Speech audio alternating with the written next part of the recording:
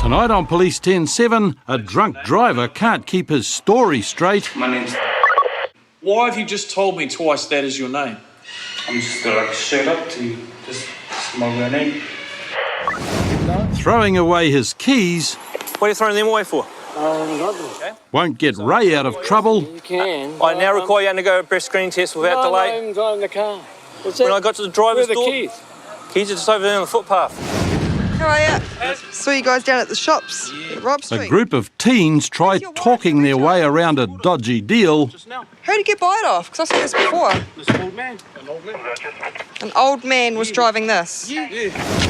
This is all. Yeah, it is. We're hitting them f***ing up, man. You don't have to be hit. And a domestic incident escalates out of control. You're under arrest. I'm all right. Keep going. Yep. Yeah. Fail. Mount Wellington officers Regan Burnett and Natalie Brown have stopped these guys after warning them only a few minutes ago not to drive because they're drunk. But it looks like the warning fell on deaf ears. I asked you guys if you were all right to drive. Why did you tell me that you were? Yeah, all right. Obviously not. He's just been EBA'd. Having failed the breath test, Jacob decides the best thing to do is talk his way out of trouble. But he just can't seem to get his head around the simple stuff. First name? What's your date of birth? March what? 8, Yep. 96. 96. I mean, yeah. Jacob's so drunk the only birth date he can come up with makes him 12 years old. But he seals his fate when he brings a roadie on the trip to the station. Got anything else on you? In the back of the car? No, got nothing. This is my papa's. Sorry? This is my older brother's bottle. Well, how did that get in our car? Is it? How did his bottle get in our car? This is my older brother. Yeah, how did it get in our car? Because you're the only one who's been in No. the Well, he's the only one, you're the only one sat in the car. No. My older brother, the driver there is the only one. Sorry? My older brother? Your older brother hasn't been in our car. So how did his beer bottle get into our car?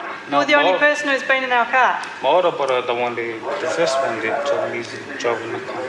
This. Go over to our car and get that beer bottle out.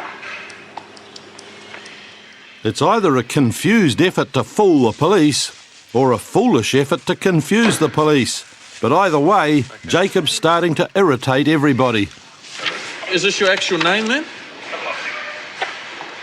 Do you have any idea on your order? Sorry?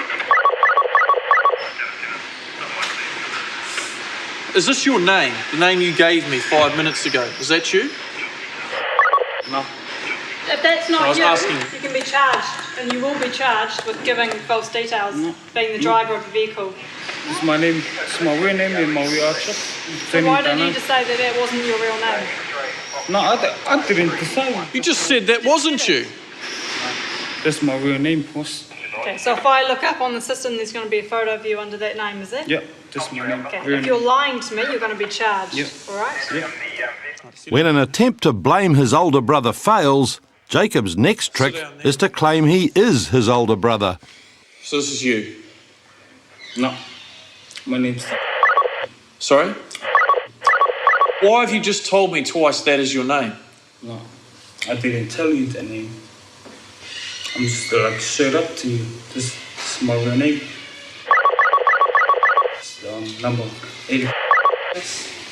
I didn't wanna, I didn't wanna muck around with you guys, but I was just telling you my name, like my full name. Yeah.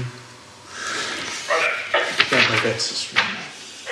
So you did give false details on the roadside, did you? You gave us your brother's details, didn't you? No, I just spoke with my brother. It's not me. When I asked you what your name was, Yeah. you didn't give me this. You gave me that name. Who is that? Who is that? That's my brother's name. That's your brother's name? Okay, he can be charged with giving false details. You're going to be charged with giving false details. But You're going to be charged with same that. person. I asked you for your name. All you have to do is give us your name. Now that police have his real name, Seth's still going to try a few more tricks. including the pretending to blow in the tube trick. You're just going to take one big breath and blow on that until I tell you to stop, okay? Go.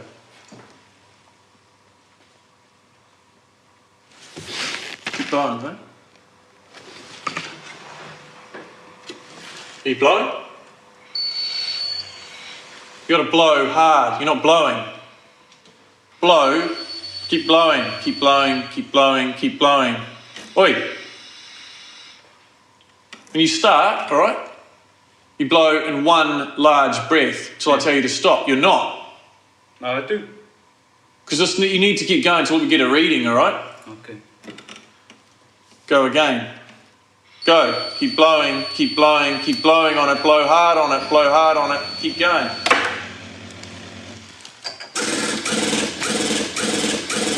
It's 978. 400's the limit. So you're over twice the legal limit. With nothing to lose, Seth gives it one last shot. But by now, the police have reached the end of their patience. No, but that's not me, bro. That's my other brother that was doing the f***ing damage. It's not even me, bro. You were driving. Huh?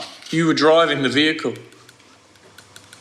It was the same, bro. This my brother was driving the vehicle.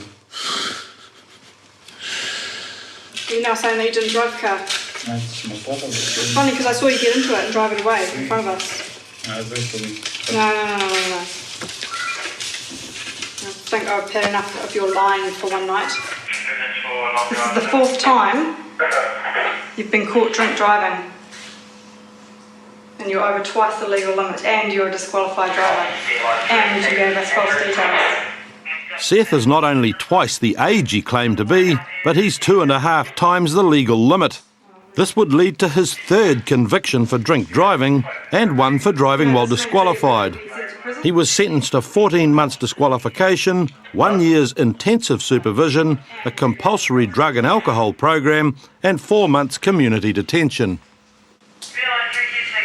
Not very good night for you, is it?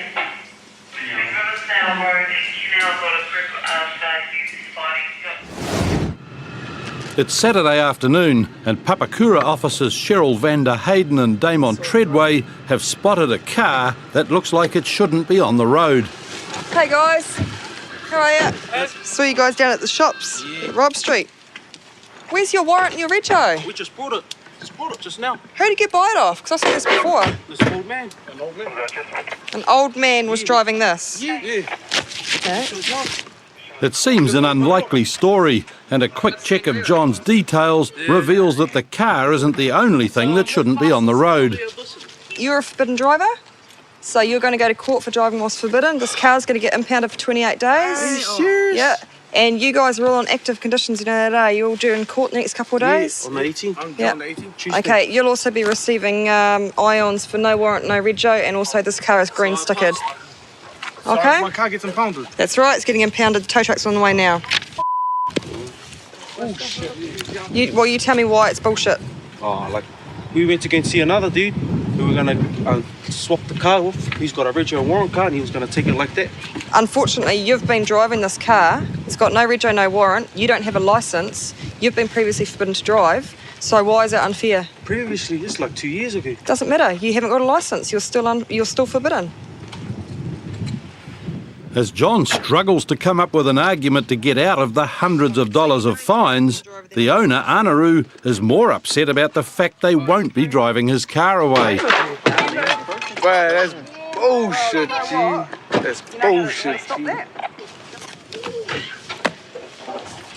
The car spent 28 days in the impound yard, and John was charged with driving while forbidden and received $400 in fines. Nah, bro. I'll do it again anyway. So while they wait for John to re-offend, Cheryl and Damon respond to a call about a disturbance at this Papakura house, where the friendliest greeting will come from the family dog. Are you going to bite me? What's that? What's that? Because when Forrest comes out, he immediately goes on the defensive. What's going on in here? Anything? Nothing going on here. I've just been called here. Apparently there's something going on at this address. Is it just you here by yourself and your forehead's bleeding, so obviously something's happening, eh? What do you mean over this something's happened? We were called here by somebody that's a bit concerned about what's going on here. There's lots of yelling and screaming between you and a female. I can see things in the house have been knocked over. There's a smashed window around the side of the house and you're bleeding. Oh, it's been there for ages. Okay, well, what's been going on today? Come be straight up with us. What? If we can find out what's going on and find out that everyone's okay, then we can leave you alone. Well, obviously, no comment. Got nothing to Well, say. let's go get the female so at least we can see if she's all right and then we can leave you alone. Oh, she's all right. We'll go and get her so I can make that judgment, thank you. Oh, well, you fucking give me a fucking search warrant, then you come in. Under section 317, I can come in. Get a search PK, yes, PK. Obviously, he's being pretty uncooperative. It's more of a domestic than disorder. Without seeing her or making sure that she's got no injuries or she's okay, we can't really leave the address. When Sergeant Stuart Stone arrives, Keisha comes to the door, and she is just as unhappy to see police. She's just come out now, just as you've walked up. I am all right. You don't look all right. I'll go and talk to her. Hello, man. Yeah, hello, it's you. Can you just tell us what's going on? The guy's I'm all right. What's happened? I'm all right. What's been happening between you guys today? I'm all right. Okay, we had a good day. Can we get his details? And we're going to be out of here. What do you want us listening for? Because when we come Because to a what? domestic incident, we get details. Because Domestic? this is all. Yeah, it is. We're hitting them f***ing up me, man. don't have- F*** off. You don't have to be hit. I don't f***ing give a shit. You don't f***ing up here and you don't do shit. Hey, you guys, we're going to be out of here if we can just sort this out quickly. Wait, so what up? Keisha is worried the police will take Forrest away, so she's not keen to sort anything out. You don't do anything to me. Can you just take that? Hey, we're gonna get out of your hair, but I need to get your details before we leave. What's your last name? And then we'll get out of here.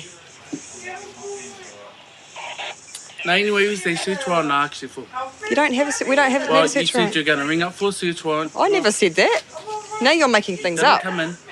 No, now you're making things up. Okay. Because we Well, do not need a search warrant to come I asked you here. for a search warrant and you said you're going to ring up. No, you didn't. We don't need one. I could just explain to my You can't tell me I'm telling lies. You just don't know what you're talking about. That's what I'm telling you.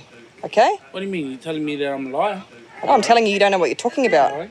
Okay. What's your name? You got it. Finally, Forrest gives Cheryl an honest answer. I can see you. But now Keisha's the biggest problem for police and her neighbours. I can see you cooking over here. Are you complaining? Stop. Be quiet or you're going to be arrested, okay? Wait, you can't arrest me. You watch. What, because they're telling the truth? Keep quiet or you will be arrested. But despite police warnings, Keisha won't stop threatening people. You want me to stop my mouth? Can you ready? You're under arrest. Disorderly behaviour. Under arrest for disorderly behaviour. Out of here. Disorderly behaviour. Come on. I'm all right. I'm all right. Get up. What?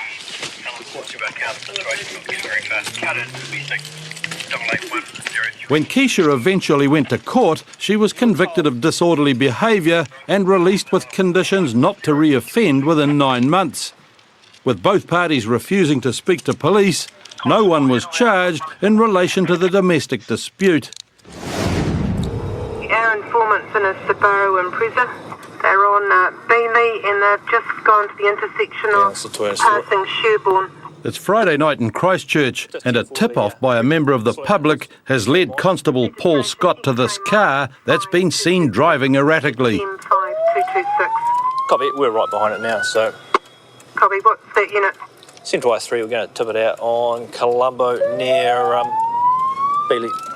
Eventually the car comes to a stop, and when the elderly driver gets out, he makes a move that immediately raises police suspicions. No. What are you throwing them away for? Nothing. Have you been drinking alcohol tonight, sir? Yes.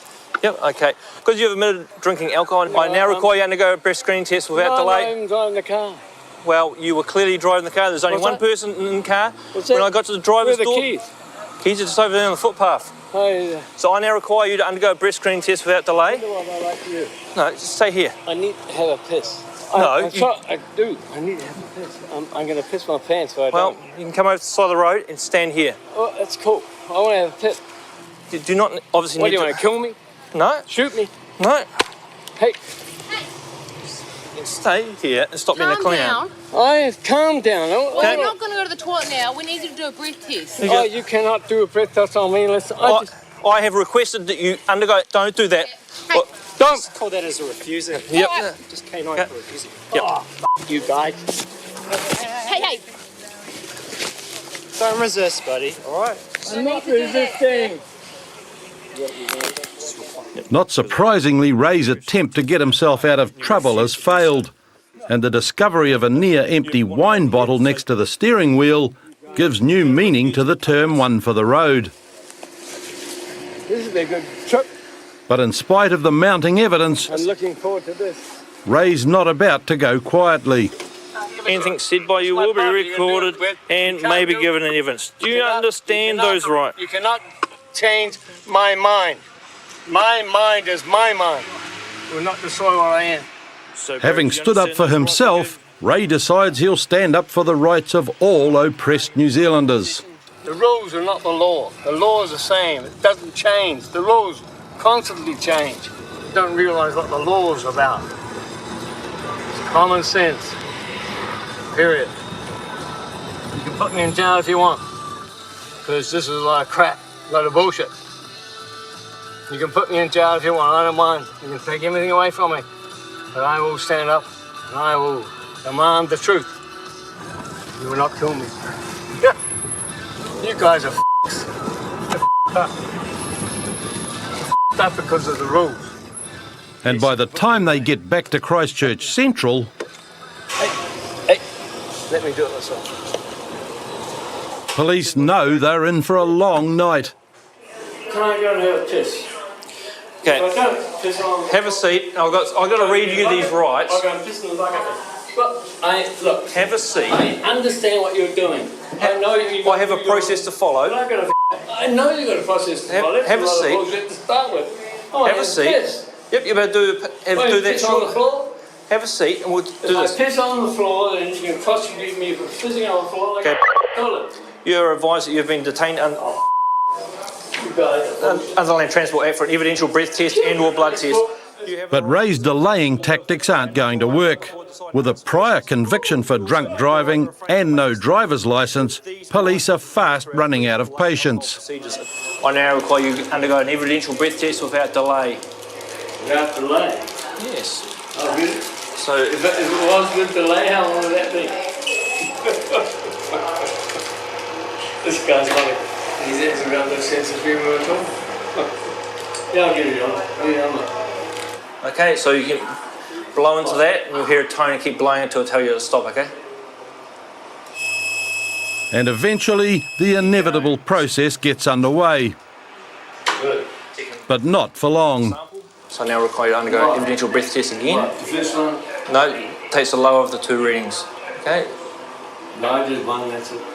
You gave me one sample and I required two for a complete test. That's your test, it's not mine. At least I gave you one. That's what I have to give you two. By refusing to give a second breath test, Ray is required to give a blood test. But the predictable happens. Under the Land Transport Act. And you are refusing it by asking me to do it. Do you consent to a sample of your blood being taken? Do you consent to a sample of your blood being taken?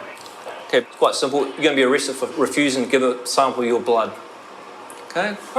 Because of those rights that I gave you earlier on. Rights? There's no rights. You haven't given a sample of your blood.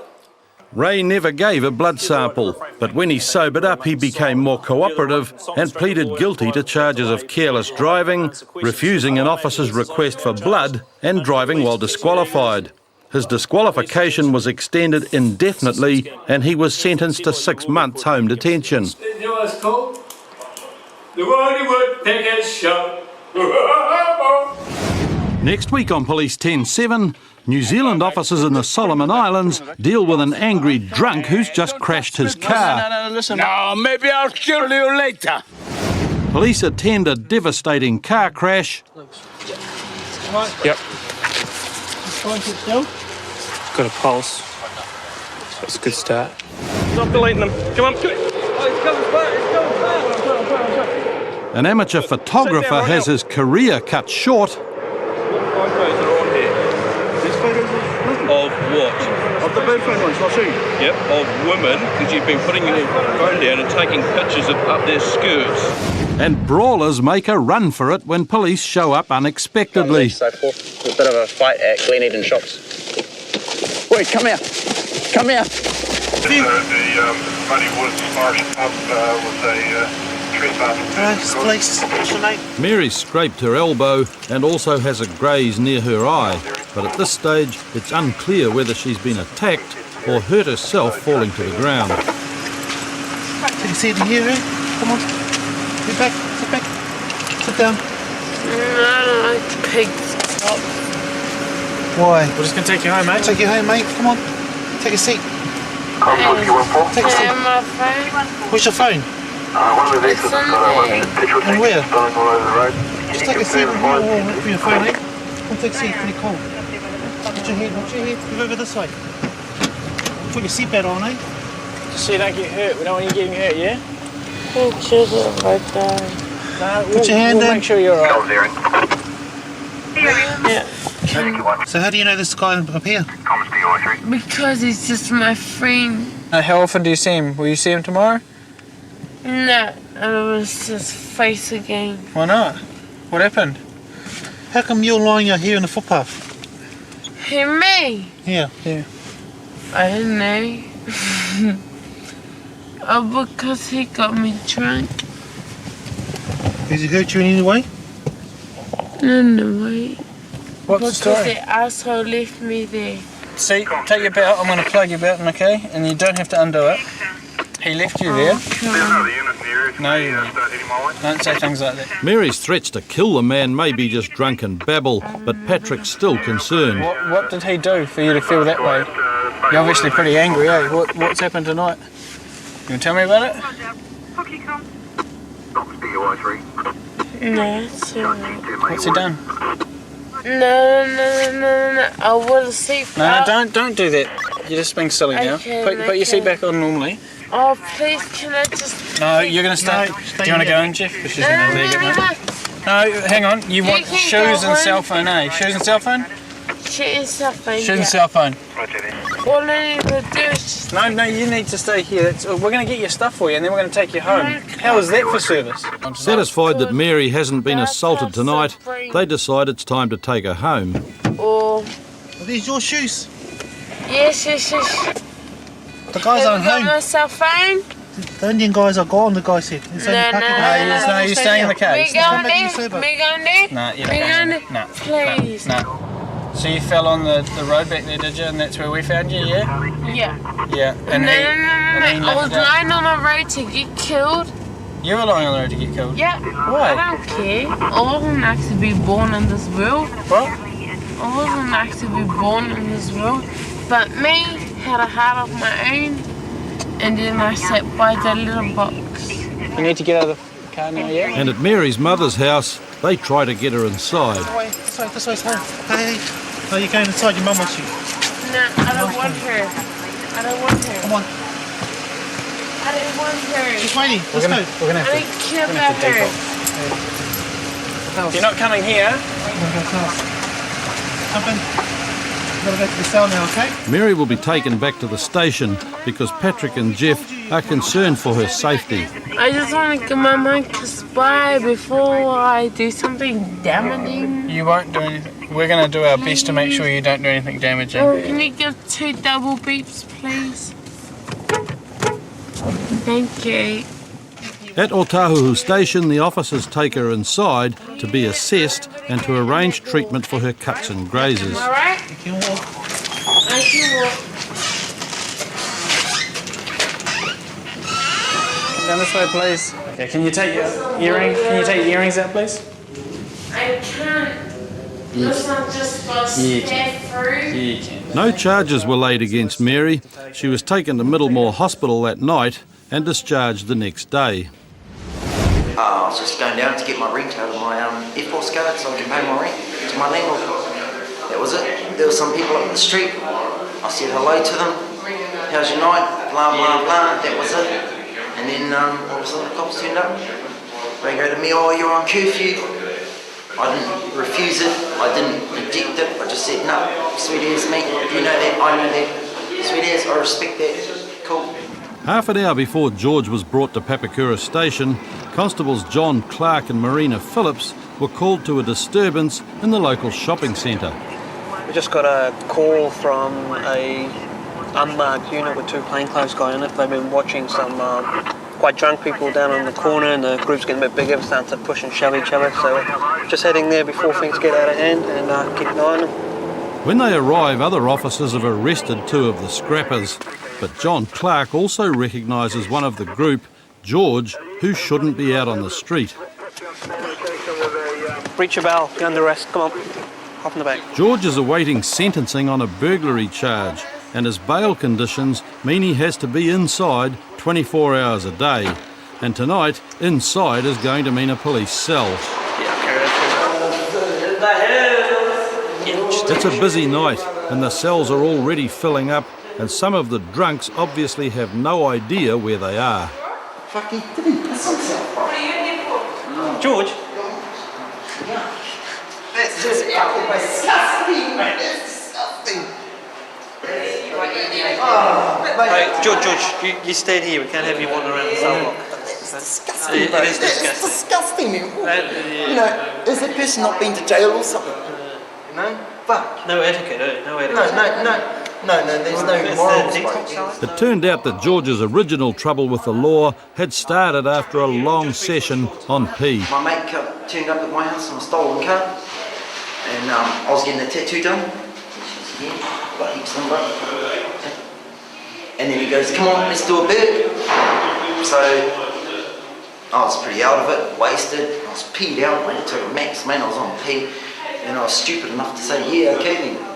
You know, it wasn't my fault that I said yes, it was because of the old P, because I was just like, shh, yeah bro, let's go do it, man, let's go fucking do it, man, fuck this, man. Honestly, man, I didn't care in the world, mate. I really didn't care, bro. Because once one P hits you, bro, that's it, boom.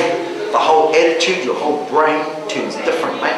It's not like marijuana, where you just get stoned and yeah, I'm wasted. All P does to you, it gives you the go to go and do it, gives you the energy to just say, hey man, I'm going to do this, that's it. I've been off P for the last month and a half now.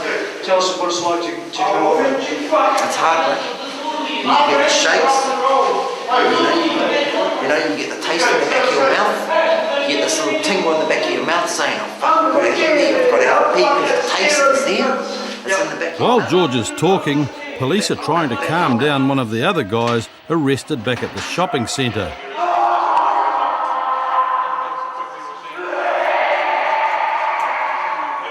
Sober as, mate, you know, nothing wrong with me, mate, nothing wrong with me in the world, and this guy's going, buh, buh, buh, buh, buh. George thinks he knows why the guy is so angry. First signs, mate, he's on P, bro. Hey, he's in the confined space. And he can't handle the facts, what's going around on him.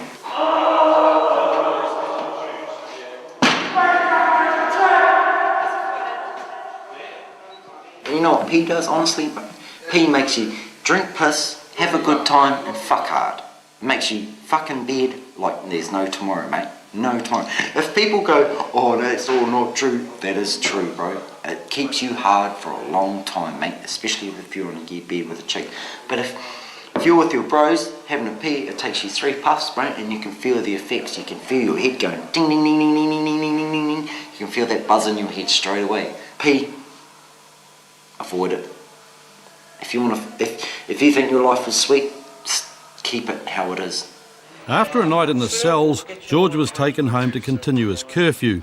He faced no further charges after this incident, but was later sentenced to 9 months supervision and 100 hours community service on the original burglary charge. It's late on Friday night, and Mount Maunganui constables Rob Everett and Diane Lewis have been called in to sort out an argument between neighbours. How's it? Hey, I just had that fucking idiot across the road come over here fucking threatening to smash all my windows and fucking kill me because fucking the was yarn, which I've had. Sorry, if we turn this down, Barry's Barry? ex-wife's house is nearby, and it's there that he says his neighbour threatened him.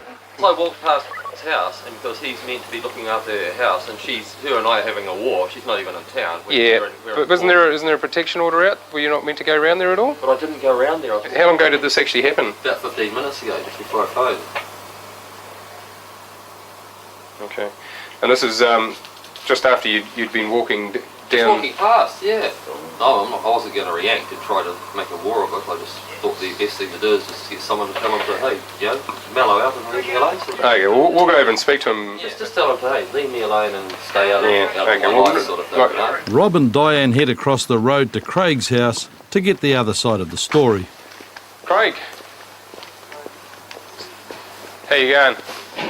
Good. Rob Everett from the Mount Police. Yeah, I know that one. I was actually waiting for you. Yeah, I know. As you're probably aware, Barry's said there was a bit of an altercation here tonight. What was the story there? Well, I got permission from his ex-wife. Yes, yeah, I know. Yep.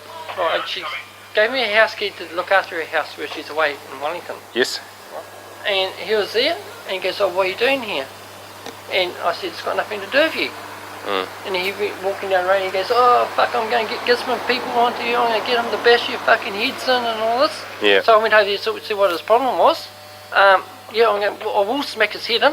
I don't give a damn what you do. It's obviously a standoff, and Rob Everett's hoping that a quiet warning to each of the men will reduce the level of testosterone in the air. Also, I'm warning you, Craig, don't go doing anything silly, okay? Oh. Okay, but as I said to you, if we do catch you around, Yeah. he's No, quite no happy. problem. Okay, and he said that you abused him as well, and also... I did. Well, don't, okay? Just ignore each other, okay? Yeah.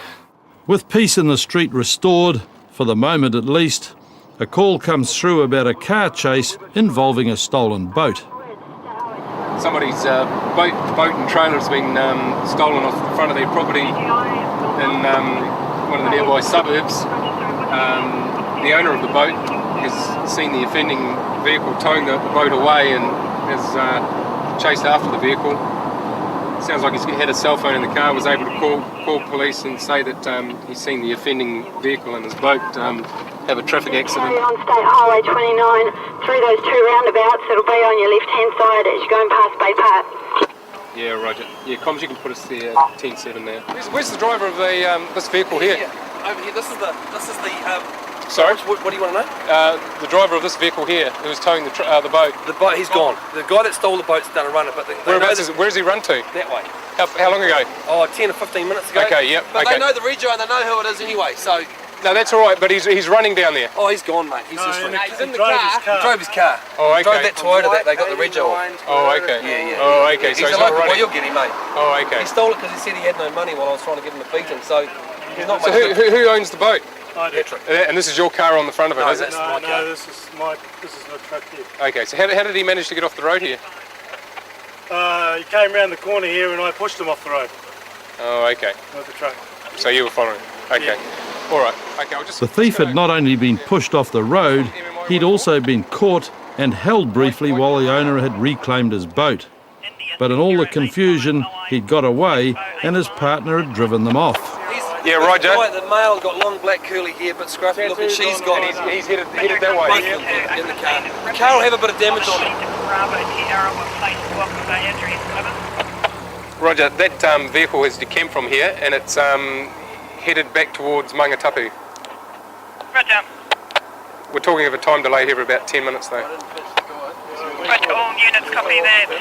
Registration. As a call went out for patrol cars to locate the missing thief, Rob Everett was still trying to piece together the chain of events. So your vehicle's the four-wheel drive, is that right? Okay. I own the boat. You own the boat, I own the boat.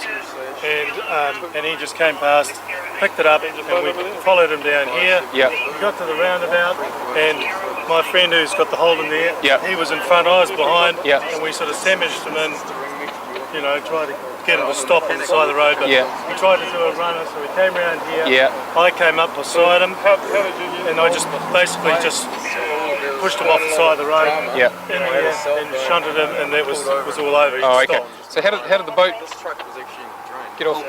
The boat, We took it off the car. Oh, I see. No, broke off the car. Broke off the car. Broke off He the had the car. wrong size toe ball. It's lifted Oh, off. I see. Broken the chain. Yeah. Off. It launched itself off the trailer. Yeah. It's broken the post off the front. Okay, we'll just have a quick look at that. Yeah. It's no. Yeah. The guy had obviously chosen the wrong boat to steal, and it seemed that it wasn't the first time. Constable Rachel Walker had to deal with a couple who matched the description of the thieves only a week earlier. Yeah. It was just one person. Two of them. Female driving and a male. Yeah. She was like a skinny looking white chick. Yeah. Long black curly hair. He was a wasted looking arsehole with black curly hair. Quite a solid little guy, but you know, yeah. Quite good tattoos on the right arm, I saw. The female offender was later arrested, but she refused to give up the identity of her male accomplice. She was fined $1,000 for the boat theft, ordered to pay $4,353 damage reparation, and fined $500 for making a false statement. Howick officers Devon Pillay and Andy Coleman are on the trail of some youths who burgled a local takeaway bar. Some burglars have decamped from an address in Maraetai. What we're doing is we're coming in from the Papakura end, and we've got some other units coming in from the Howick end. So hopefully we'll come across a silver Celica, possibly with its lights off, and we can deal with it appropriately. But they are beaten to it by a senior officer in another patrol car who's pulled the suspect's Toyota over. While the senior officer speaks to the driver, Andy deals with the passengers. Just come over here, eh?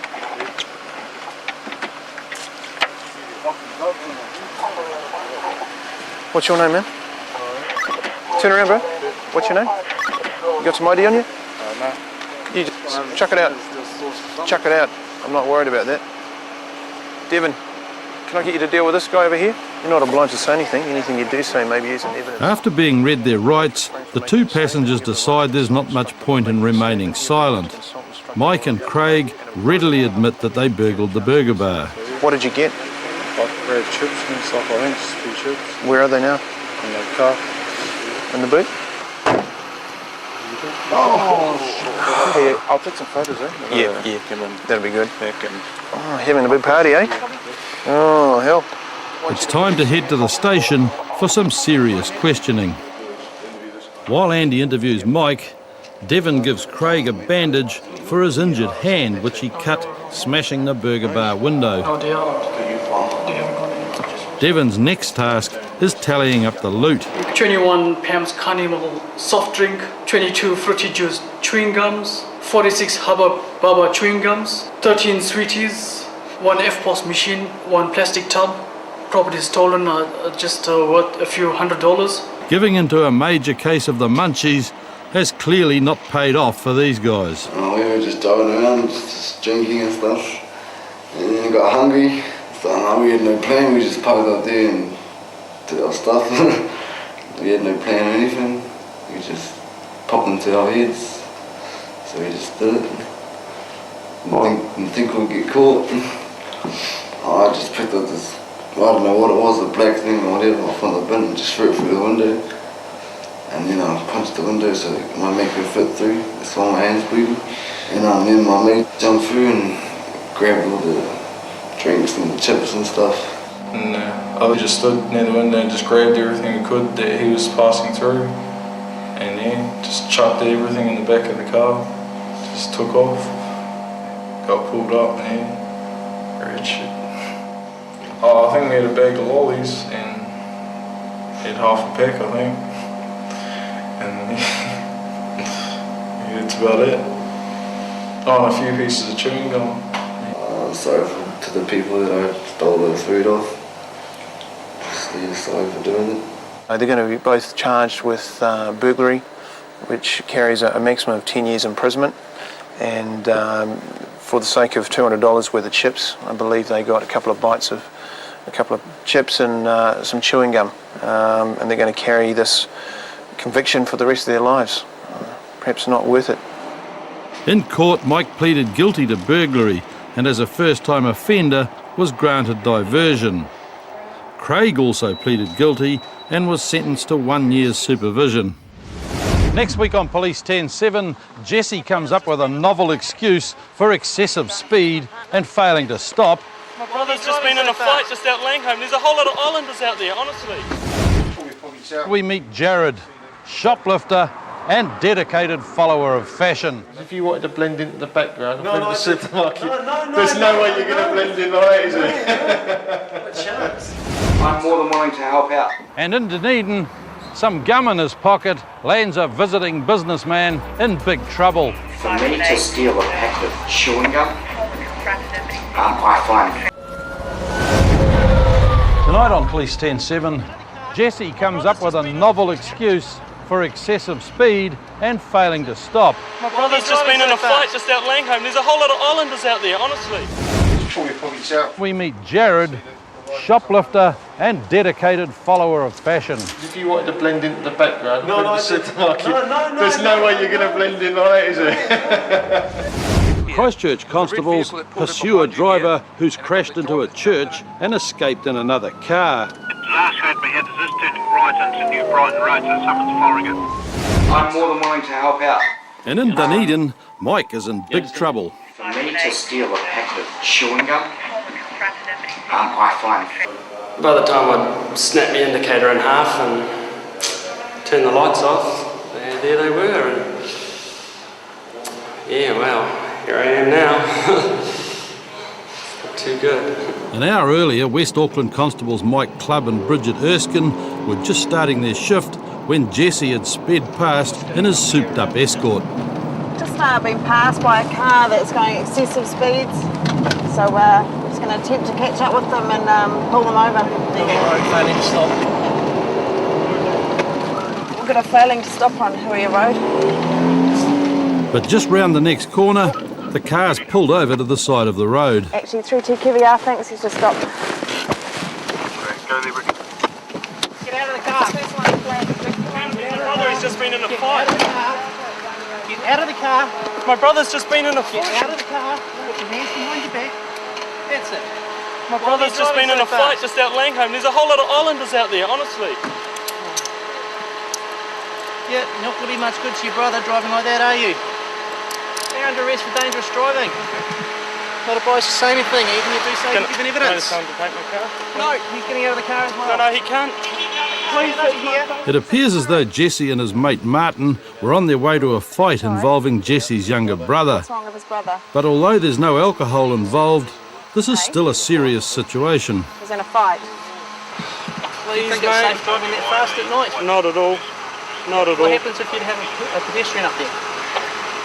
Or another car? A car coming out of a driveway? Yeah. Did you see us when you went past us? I didn't even see you at all, mate. You didn't see the car at all? Not at Never all. mind that it was a police car? Honestly, I didn't even see you at all.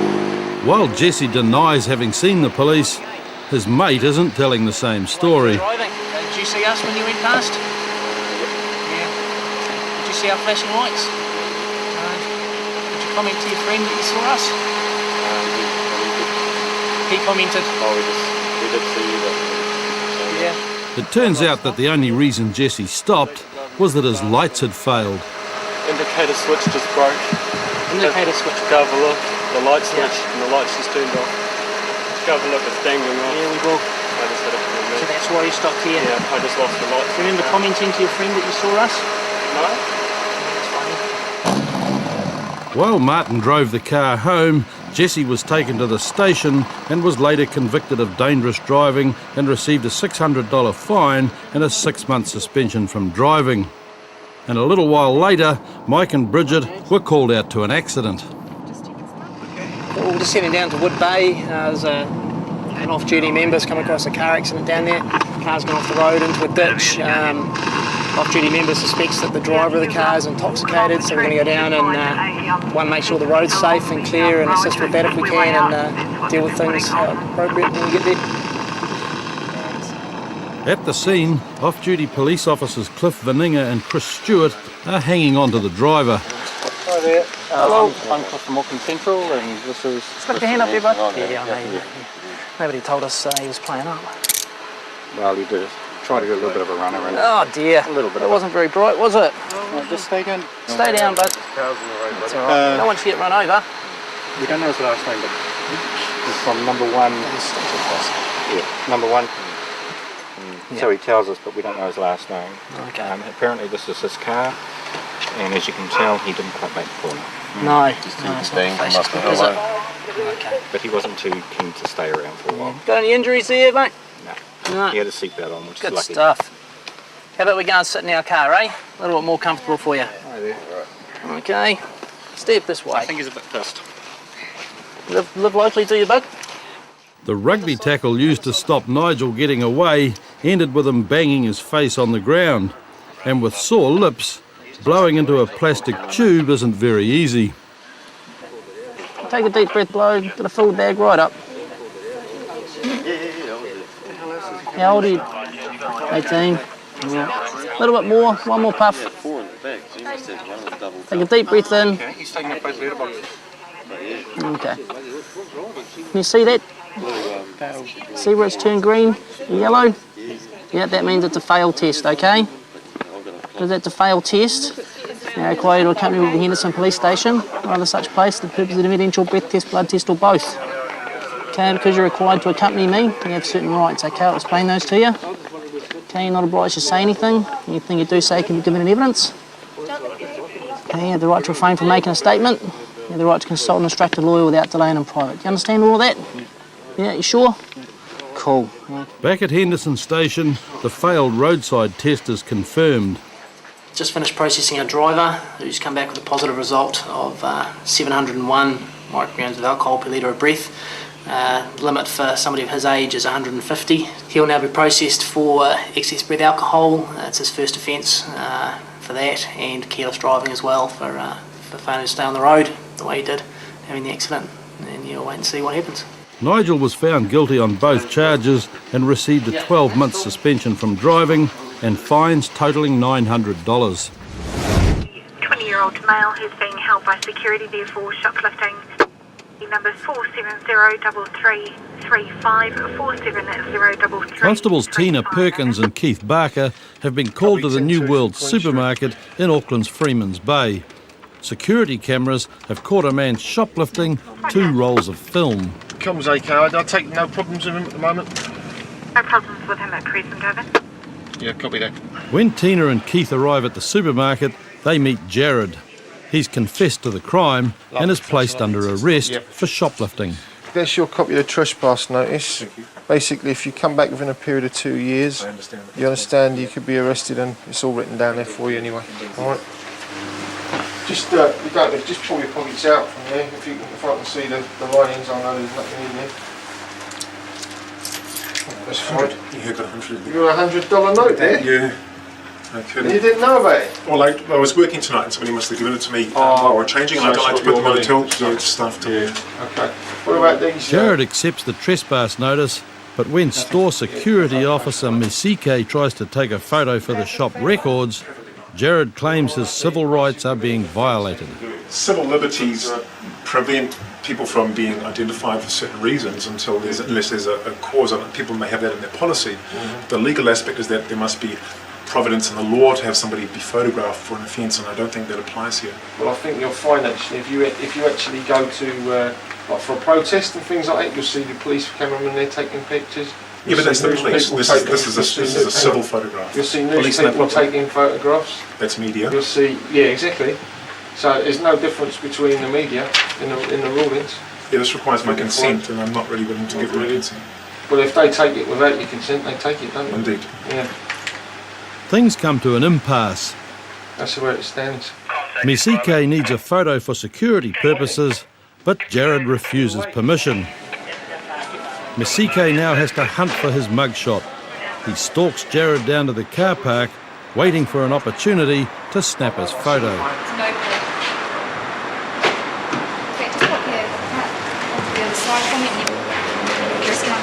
Oh no, sorry, if you can keep out the car for me and I'll put stuff on you and stand.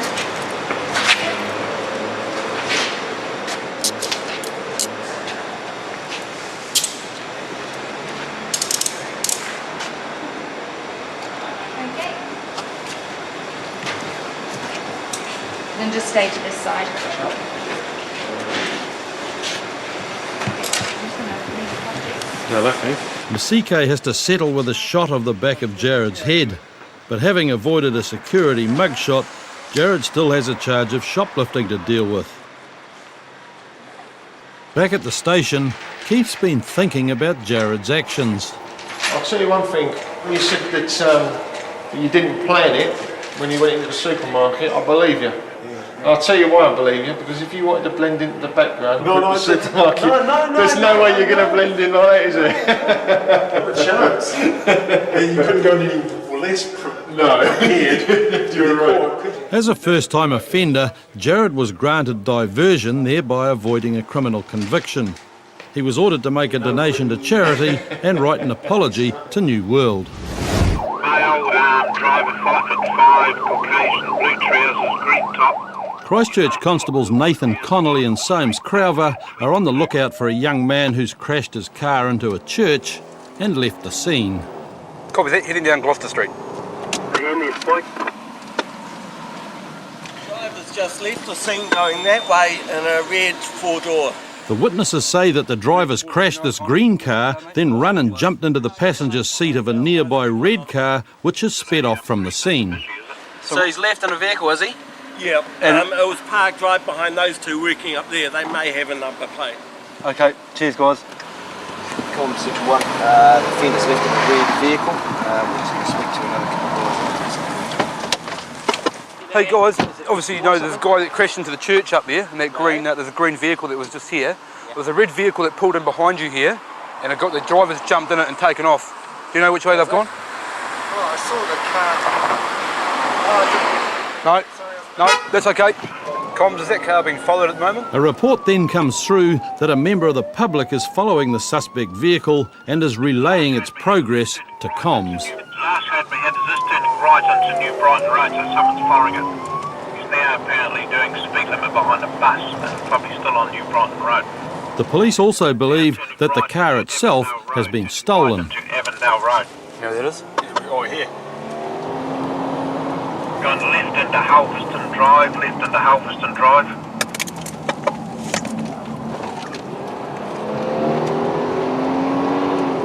Com Central 1, we have seen that vehicle. Are you with the vehicle now? Yep.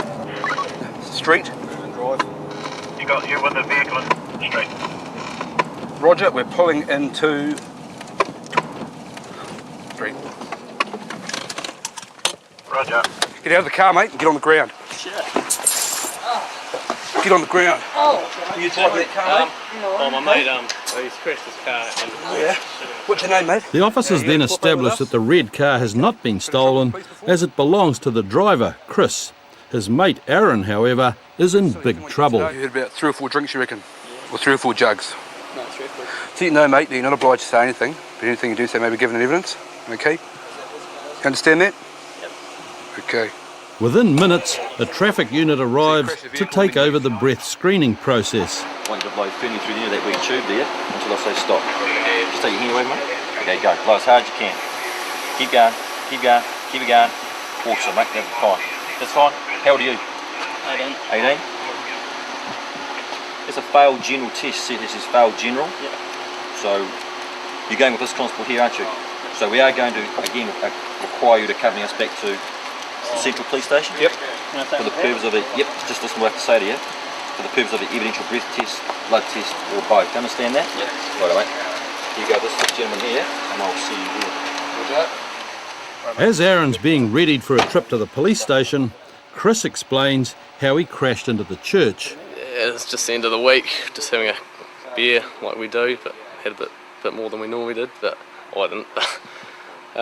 Just leaving work, and we just contemplated whether we should take both cars, and we did in the end. I was going to take them home, but that's why I feel real guilty. But just coming back down Linwood Ave, and yeah, just seeing rear vision mirror, I'm spinning out and smashing to the church, and that's the reason I just went running over to him and just seeing if he's all right. So, and then I tried to take him back to my house. It's a pretty silly idea, but trying to do a runner almost. But yeah, I thought it was the right thing to do, so obviously not. But yeah, that's what happened.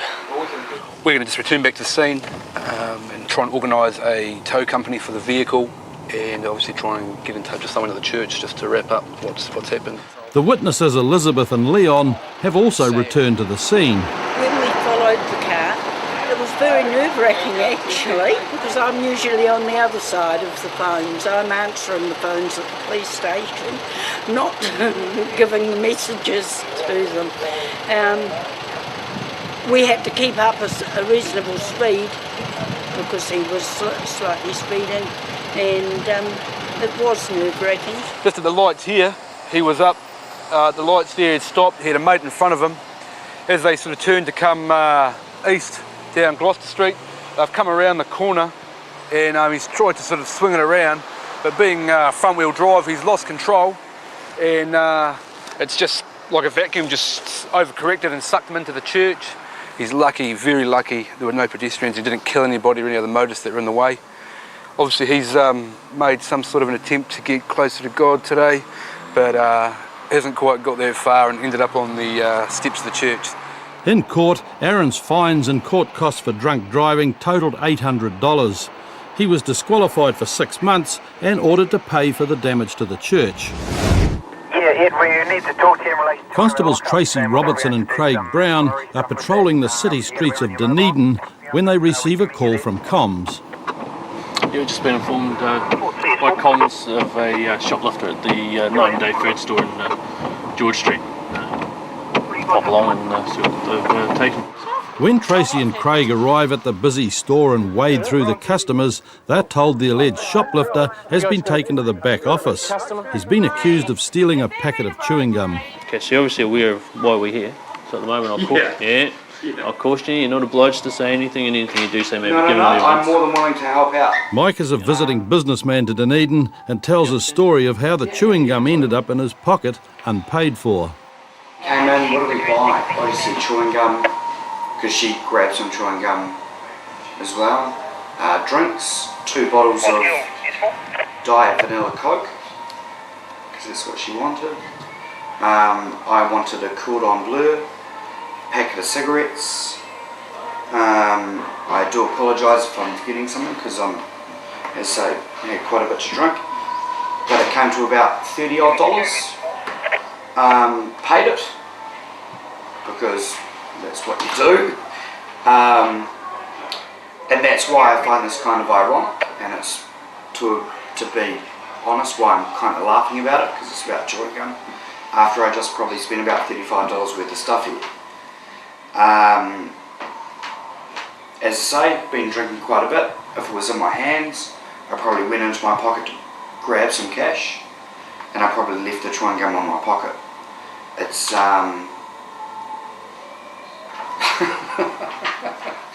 sorry, and if it's disrespect for laughing, but I come down from Auckland to do marketing campaigns. I stay at the motel across the road here every time I'm here.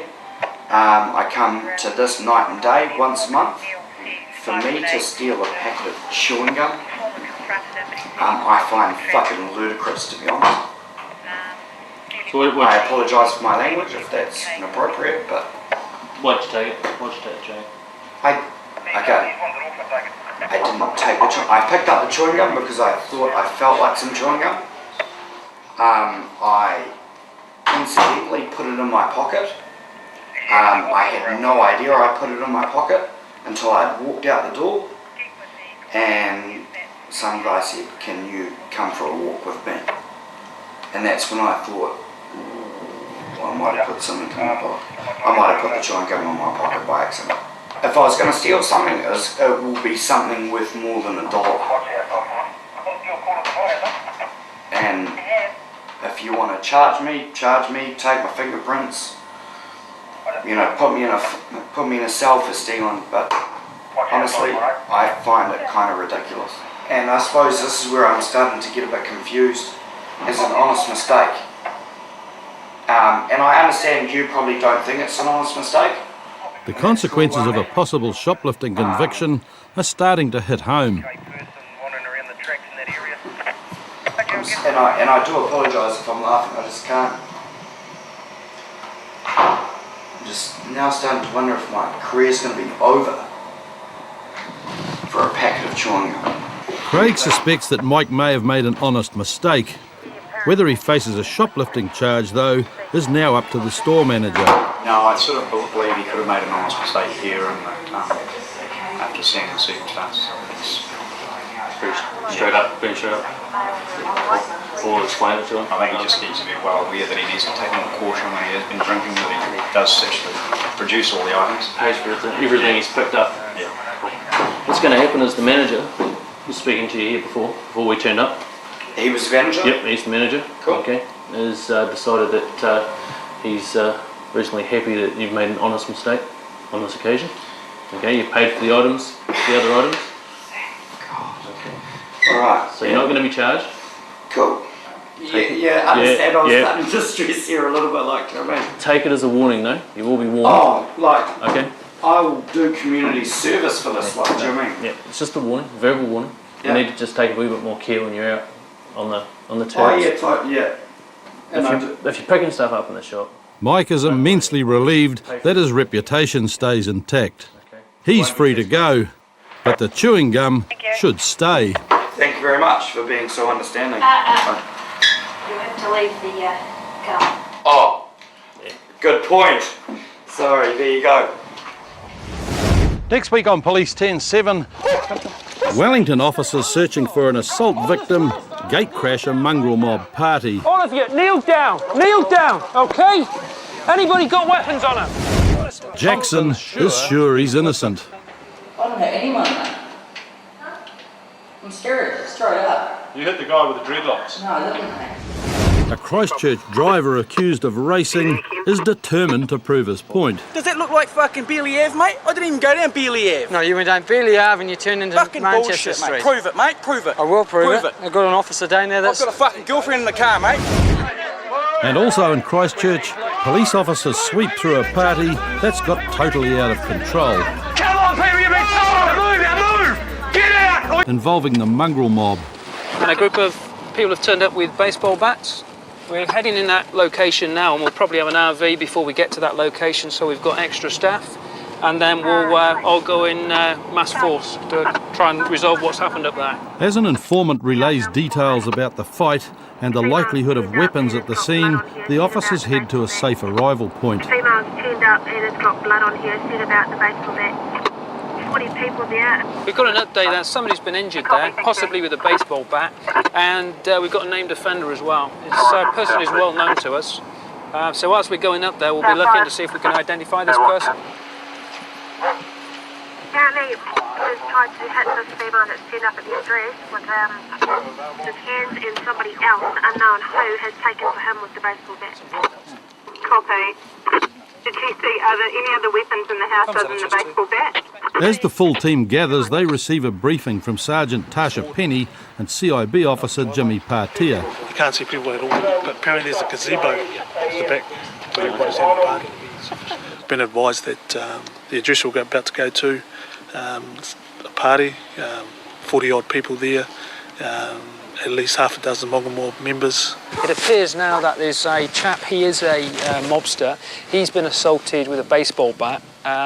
There's a suggestion he may be unconscious at that address, so the initial story regarding a female being assaulted is incorrect. Her partner, who was a Mongrel member, last time she's seen him, he was starfished on the ground, obviously been knocked out with a baseball bat, and also a golf club. Team policing have just arrived. That's boosted our numbers, so as I said earlier on, we'll be a formidable force when we go in there, and hopefully we'll be able to overwhelm the people in there.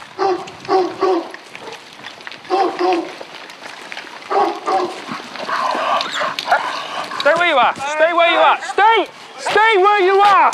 Stay where you are now. Just stay. Stay on the floor. On the floor, fella. Kneel down right now. All of you, kneel down, okay? Anybody got weapons on them? You're going to be cuffed until we sort it out.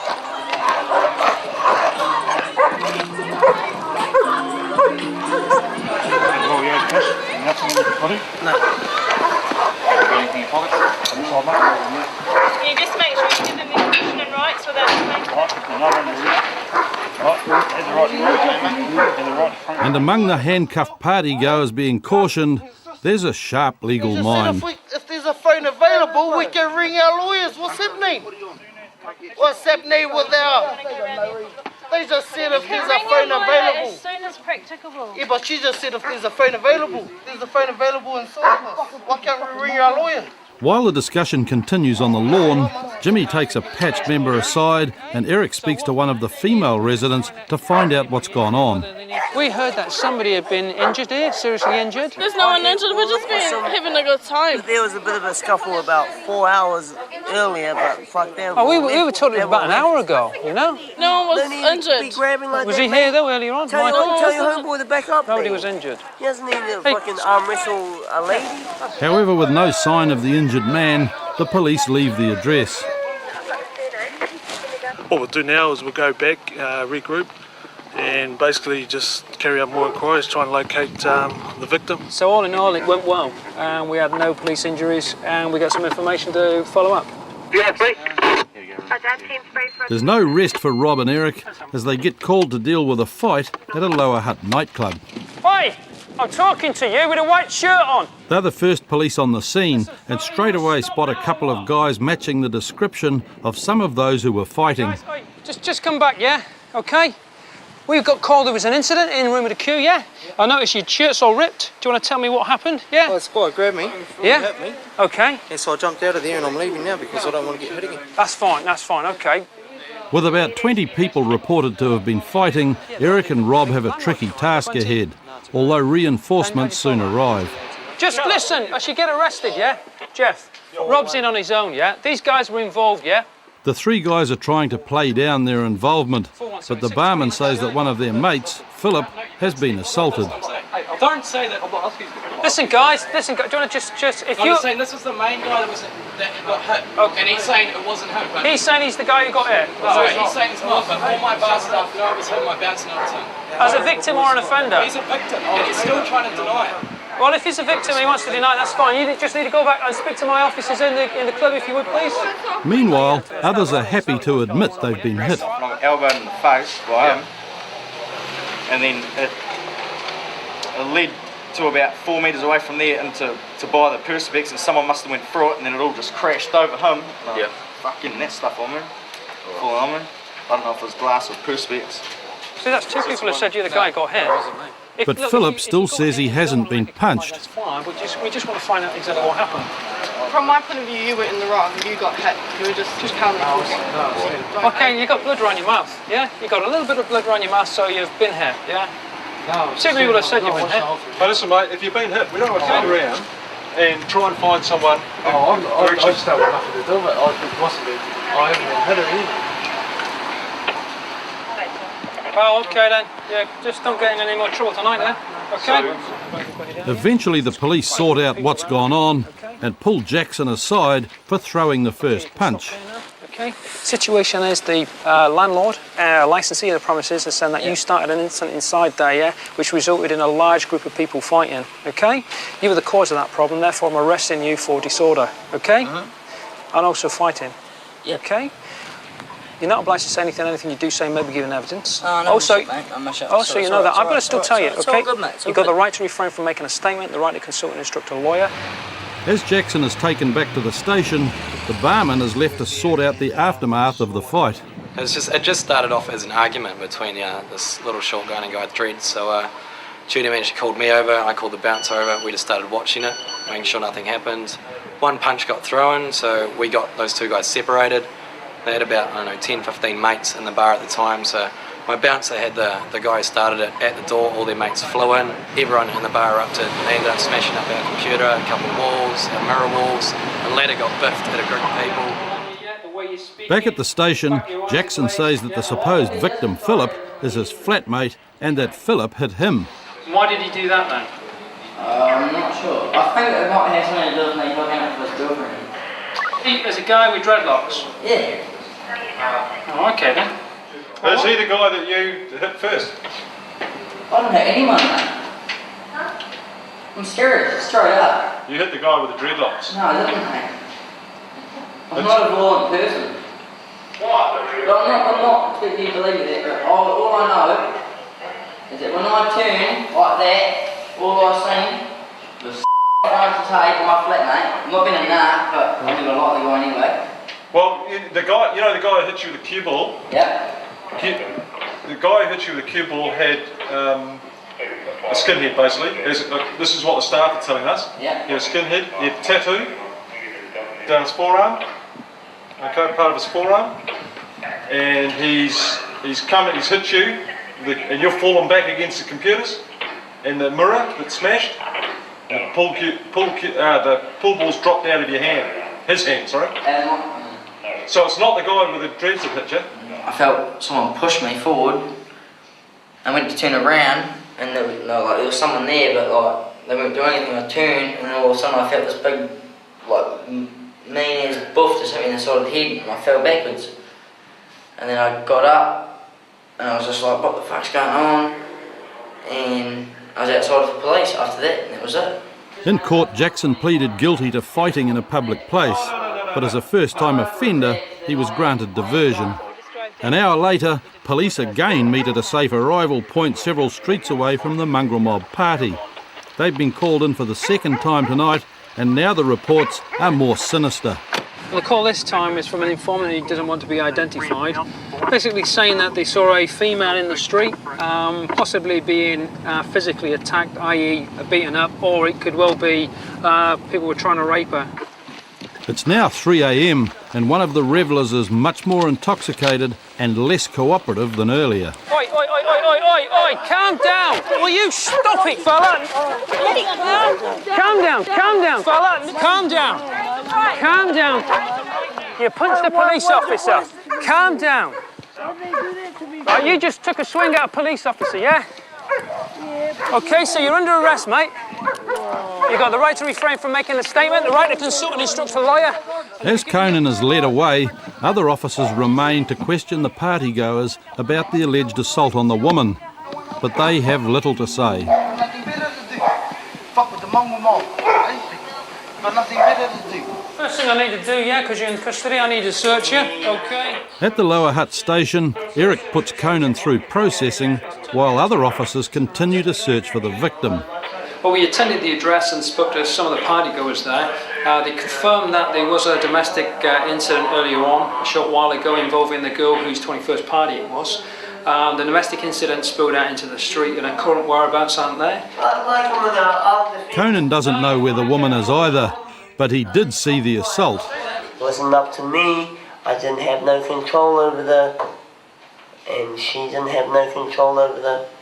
And she just got the... Eric eventually contacted the young woman, but she did not wish to make a formal complaint, so no charges were laid. Conan later pleaded guilty to assaulting the police and received 40 hours community work. A&E, unless you want to meet us down there. Yeah, just pull up. In Christchurch, Constables Mark Ingram and Paul Annecy have stopped a driver after another unit has reported he's been racing on nearby Beeley Avenue. What's that? Who the fuck's complaining? Do you want to jump out of the car? I didn't even go down that fucking road, mate. Haven't you come off Billy Ave? No. Oh, okay. Okay. Do you want to step up on the footpath? Racing with a Toyota Corolla got up to about 80, 85 k's. Bullshit.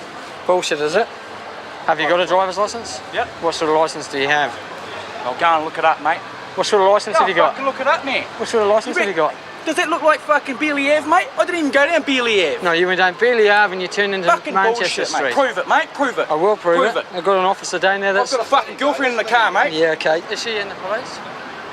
No fucking comment. You got your driver's licence on you? Does it fucking look like I've got a driver's licence? Have you got your driver's no, licence I haven't. on you? Why not? It's an offence not to carry a driver's licence I just got my licence the other night, mate. Oh, did you just? Yeah. Oh, okay. Why haven't you got it with you now? Because I haven't had fucking time. Just fucking write the ticket out, mate. Fucking sort out whoever you're fucking doing now. Yep. He's making a fucking clown. Yep. You're the one who's doing the yelling on the side of the road? Well, I didn't even go down Beeley fucking Ave, mate. No, okay. Oh, yeah, okay. I don't give a fuck what you say. Yeah, okay. Although things are looking bad for Wayne, they're about to get a whole lot worse. Is this car registered and warranted? No, it's not.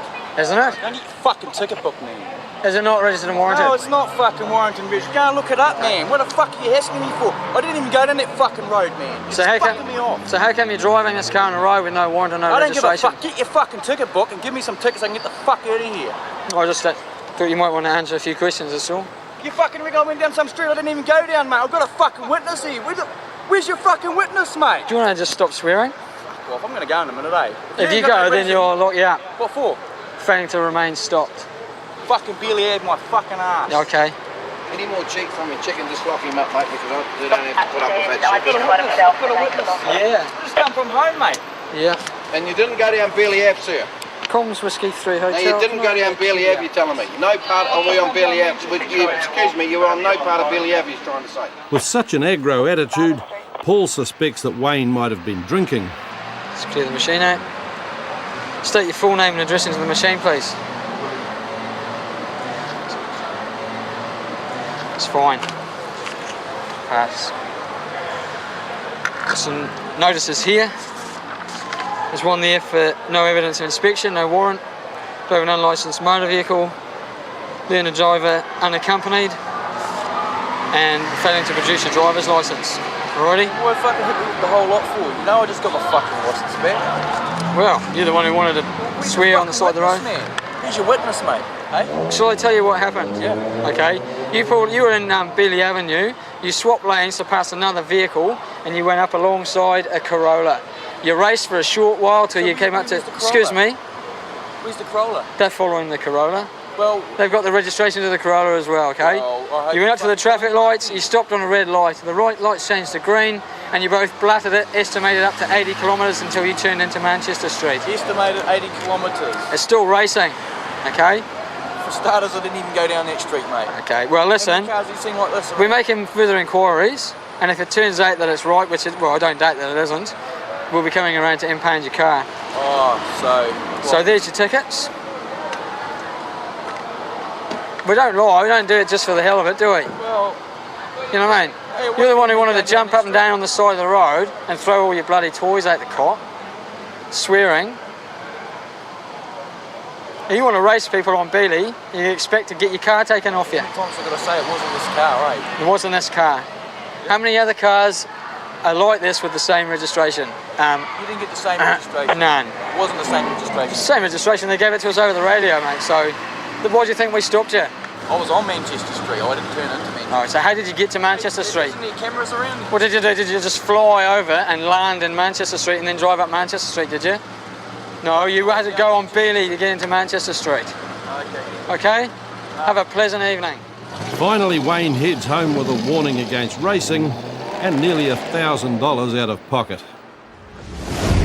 It's Saturday night in Christchurch, and Constables Nigel Armstrong and Nigel Craythorne are on their way to a party. 440, getting out of hand, spilling out on the street, unknown numbers.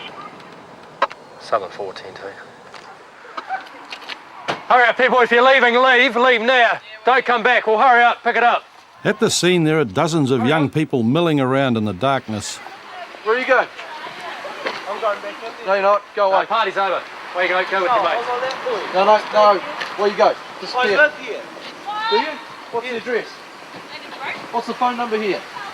Don't lie. Walk away. Hurry up. Hurry up. Move. There's a lot of people hanging around, and they're beginning to trample over neighbouring properties. These officers, is it? Yeah, we just had part of our fence smashed around the front round here. Really wanging the room. You people leave. If you're going to leave now. If you're saying that you need a lift, make it down on the corner. All right? Well away from here. Now go. Hurry up. Hurry up. With more people spilling out of the house, police move in and discover that the party's still raging. Who lives here? Where is she? Well, hurry up. Somebody get her, right? Quicker. Yeah, quickly. It's Susie's 18th birthday party, and it's about to be closed down. Okay. Who lives here? Me and she goes to me and my brother. Okay. How many people have you got here? It's about time everyone. Well, we've got complaints from your neighbours. There's been fences broken. Listen. The problem is we've had a lot of complaints. There's been a fence broken next door from people here, and because of the disorder on the street, you guys can't control it, so therefore it's going to have to be closed. You can have a small group remain, But everyone is going Stay except inside. for a few. People who are staying stay here. How many are there? They've all had invitations. We've made I don't care invitations. whether they've had invitations, okay? Kate, Now, how many people have there? Do we got to stay here? at the door, sorry. Okay, everyone else go move out. Can I tell people in here? Can I put the people who are... Guys, shut the door. It's time everyone left. Okay. So put them all in one room. The ones that are staying, and everyone else is going. Yeah. Yep. You've got a couple of minutes, then come back out here. Can we get into the majority of people? Is that a garage or is that just a back room? Garage. Garage. Okay. Go and do that, get them in a room, or like small numbers, and then we'll move in from the back. After giving Susie a few minutes to gather her friends together, police move in to push the partygoers through the house and out through the garage at the rear. Party's over, people. You can't come out this way. Turn around and move. Come on, people. You've been told to move. You're not going to be told again. No bottles. Leave your booze inside. Move. Hurry up, no. You can go. You can get it later. But if you want to get arrested, you can get arrested and we'll discuss it then. Move, people. You've been told to move. Otherwise, people are going to get arrested. Now move.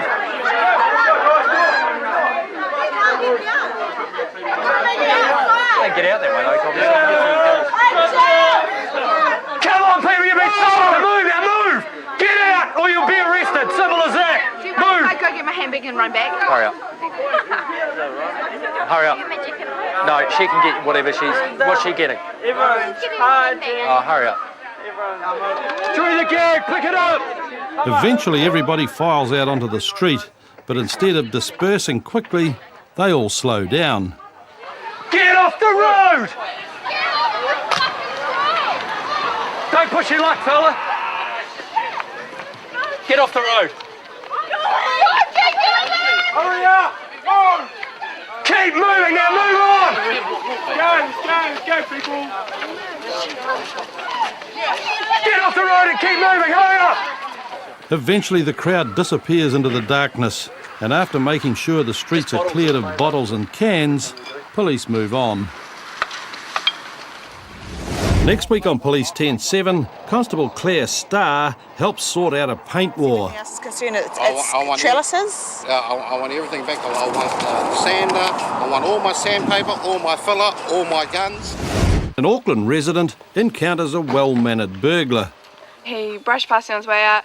I said hi back. He's quite friendly. Had my mum's handbag over his shoulder and he sprinted off. Armed police confront a man with a gun in Auckland. Step away! Step away! And in Rotorua, would-be truck thief Robert's excuse doesn't. South Auckland constables Claire Starr and Will Cuthers have been called in to help with an unusual dispute between a painting contractor and one of his ex-workers. A general theft job where the informant is waiting for us outside the Mangere station. It concerns some property that he believes an employee is using at a Favona Road address.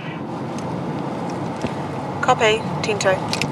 I laid off quite a few workers because of a lot of reasons. Yeah. The contractor, John, claims that one of the men he laid off, Boy, has stolen some of his gear to use on a new painting job. And it's funny that house over there is the same colour as the house that we're doing.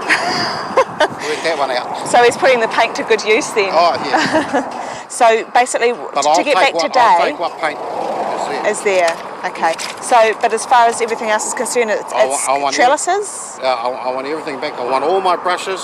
I want the cordless drill. I want the sander. I want all my sandpaper, all my filler, all my guns. So we'll take a drive up there and have a chat to them. Yes.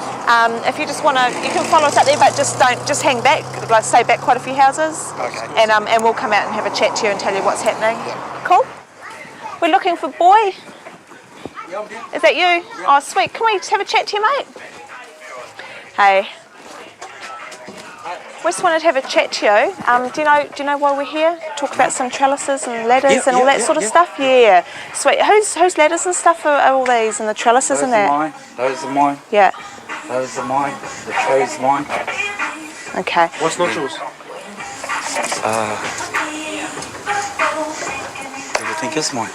Okay. We've obviously had a call from John saying that some of the stuff that you've got belongs to him. Yeah. Okay, like the trellises and stuff are from Whangarei, he's hired them under his name and all that sort of stuff. Yep. So basically, he's got a couple of ladders and a power drill and stuff like that. He doesn't want any hassles, he just wants the stuff back, sweet as. And if we can do that, then we can tidy it up today and leave it at that, eh? You cool with that? Yep. Sweet as. So what is it that we need to take that really belongs to him? Yeah. Sander and the power drill and stuff like that. Sweet. Cool. Boy has suddenly recalled where he's put some of the things John's looking for, but he doesn't know anything about the trestles. Basically, he's allowed us to look down there. There's no trestles down there, so we'll go down. All my gear back. I want my guns back. I want my no more gaps back. I want all my sandpaper back. I want all my filler back. I want my bloody pigment sealer back. I want all my brushes back. Okay. Now, I want it now. I'll go down there and I'll deal to them. No, you won't. That's just going to get you into trouble. Well, if I went down there, well, it'd be too bad for me, won't it? Do you think that's going to give him some satisfaction seeing you dragged to one handcuff? If you go, because what's going to happen is eventually you're going to have to go through a civil course to try and get this thing back, and it's just going to look bad that you're going down this driveway and causing drama in his house and stuff, ain't you? It's not just him down there, it's like his family and stuff like that. We'll go have another chat to him, but just up here, John, don't make things worse, okay? Hi again.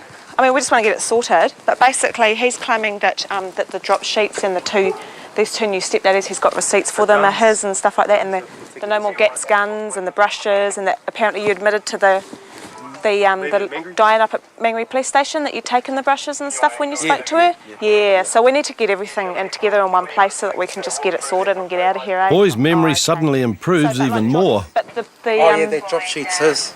There must be, are there more drop sheets you got somewhere else? The drop sheet, and these two step ladders, that one down there as well? Yeah, that's it. Yeah. And how many brushes were there, Boy? Boy tells Claire he's got one brush of John's, but John owes him thousands in unpaid wages. I don't know how he's going to take that. Okay, we'll leave that. We'll give him back the gear that you've got here. If he's still got a dispute, that he'll need to follow it up through the civil courts, the tribunals. Yeah. Okay, so and that'll all be done but we've told him he's not to come here and stuff like that. Okay. The fact that Boy has finally produced the two ladders only increases John's suspicion. Doesn't it sort of imply that he may have the rest of the gear? Yes. Yeah. And so how do I get it back? Yeah. I mean, where do we stand or I'll go ahead and charge him with theft.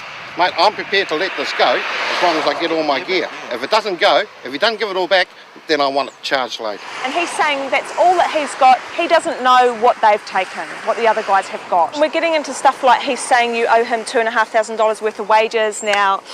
That's completely civil sort of stuff. See where I'm going? That's right. Yeah, completely. So now, as I said to them, my main contractor from another one, they will get paid when he pays me. That's nothing to do with us. That's absolutely but they and that's what that. Because it's involved with the wages and you fixing up jobs and then taking gear. He's just going to claim that the gear was all mixed up with mine. I just took it by accident. There's we cannot prove an intent. You won't know here. Okay, John, we cannot prove an intent that he's intended to deprive you permanently of that property. Okay, which is an element that has to be there for theft. I need a beer. Okay. Not as much as me. So Okie doke. Lovely. Thanks for your time. Thank you. You can go and have your beer now. Yeah, thank you. No, I'll get home first. And as John heads home for his beer, Claire and Will are back on patrol. They're going to sort it out. We got some of the stuff back. Just an honest mistake by the looks of it. Took the wrong gear. We've been told them to go to the civil courts, and the informant's going to follow it up that way. So more of a civil dispute. It's 10:30 on a Tuesday evening, and Constables Lee Wakefield and Brent English are on their way to a burglary in progress. Dada, can you head to Shelley Beach Road? Possible boots on? Yeah, couple of miles. Okay, eyes 10-2. Sender has decamped going up the driveway, unknown direction of travel from there. Description coming in for him, a male collie about 25 years old, wearing a white t-shirt and tan-coloured shorts, white sneakers. The offender was inside the house. Confirmed break. Okay, copy's approaching Shelley Beach. Okay, there's been another sighting of the offender. and a member of the public was following him, and there's a car off with him now. Do you want the informant to go back to the address?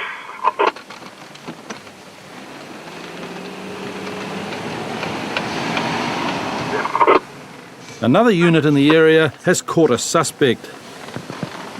And that is definitely going to be him. Brent English is confident they've got their man. Okay, we've located the offender, matches the description to a T. So it goes to show good neighbours to start with for calling in, and good witnesses, good area inquiries by the team, and the dog tracking as well. And we've got our chap, well-known offender to us, and another burglar off the street.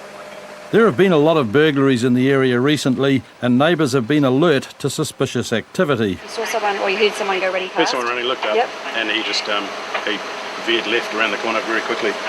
I was coming out of the house and I saw a guy in the house and I thought, that's not anyone of my family. And I thought, something's not right here, and I saw him wearing my mum's handbag.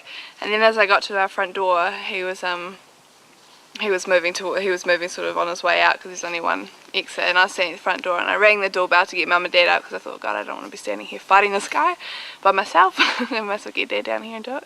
And then he brushed past me on his way out. I said hi back. He's quite friendly. Had my mum's handbag over his shoulder and he sprinted off, and then the neighbours tracked him away up the road. Daryl is taken back to the station for processing, where a search of his bag uncovers the perfect tools for a night out stealing. Found a variety of items on his person when he's been searched. Not your typical going out sort of items, screwdrivers, knife. He's got an array of house keys and car keys here. A little torch and a fuel card that he's obtained from somewhere. So he's obviously not out for a casual stroll. Constable Rob Parker has just finished a video interview with Daryl. At this stage, we're looking at charging him with burglary, okay, owing to the information that we've got from witnesses and the statements that they've given us. We feel that we've got sufficient to proceed with burglary and also unlawfully on property, as he decamped up the road there. So at this stage, it's up to the courts to decide what's going to happen from here. In court, Daryl was found guilty on all charges and sentenced to a total of 15 months in prison. South Auckland officers Claire Starr and Will Cuthers have been called to help with a potentially deadly incident. Report of a male with a gun pointed it at another male's head. Male with the gun is described as a male Polly or Maori in his 20s, about 6 foot medium build, wearing a beanie. He appeared to be very angry. Description of gun is a handgun with a slightly long barrel. 2 males are now talking and a female is now with them. At the safe arrival point a couple of streets away from the man with the pistol, Will helps Claire into her bulletproof jacket. In charge of operations is Acting Sergeant Renee Leaf, who is preparing to issue weapons. You want us to stay back, obviously? Yeah, well, we'll basically just wait till we get a visual of them. Yeah. And then we'll just use the loudhailer. Yeah. And just get you guys to park, obviously, somewhere even close. I can't, without Yeah. having a map, I don't know. Yeah. Just wait till we get a visual. Yeah. Claire and Constable Matthew Goodman are issued with rifles. You've got 5 in there. 5 in there? Nothing in the spout. All the units then drive to a forward position just around the corner from the suspect. Yeah, all units heading in now. Latest update from the informant is the 2 females are laughing and chatting as they walk past. They're onto Luke Street East now. The males are still where they were, about halfway down. Where do you want me, Renee? Even though the light is rapidly fading, the officers will take all the time they need to deal with the situation without any shots being fired. Claire and Renee head up the road behind Delta Officer Chris Taylor and his dog Willis. The suspect is challenged Step away! Step away! and immediately puts down his pistol. He's arrested, read his rights and placed in a patrol car. His weapon has turned out to be an imitation BB gun, and his family are very upset that he's being taken away.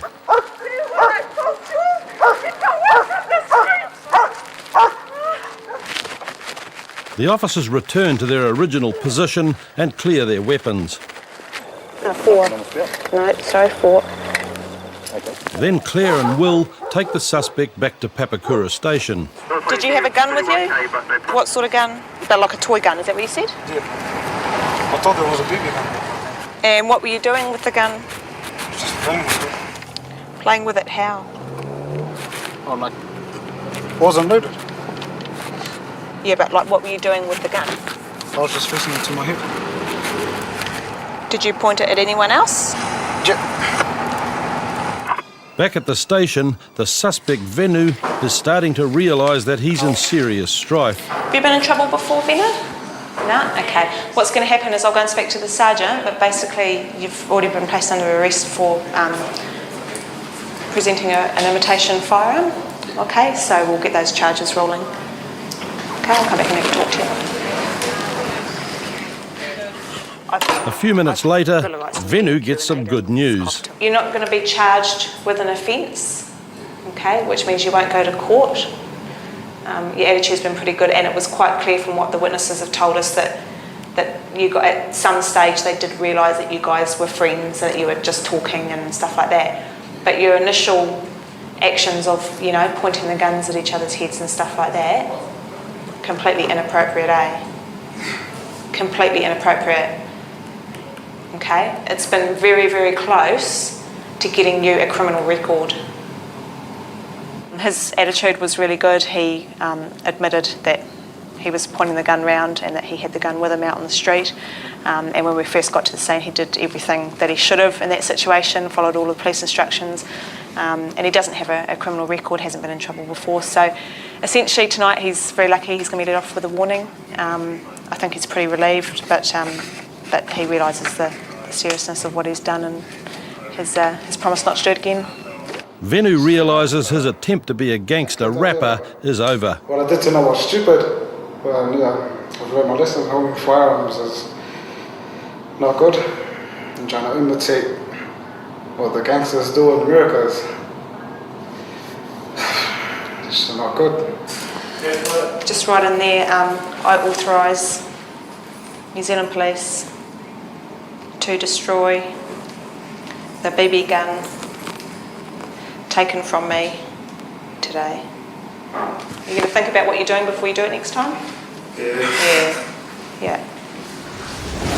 This ain't the place where you want to be. Want to be out there with the rest of it. Rest of your mates. Kicking it on the streets. Dropping the beats.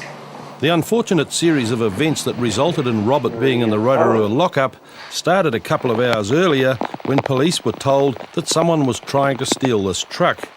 Constables Damien White and Steve Burbra and dog handler Jason Owen were dispatched to try and catch the suspect.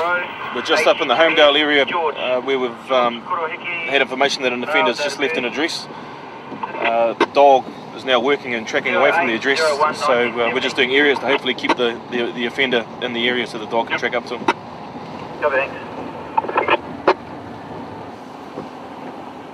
Arrowhead 3 knots come. Before you base, go ahead.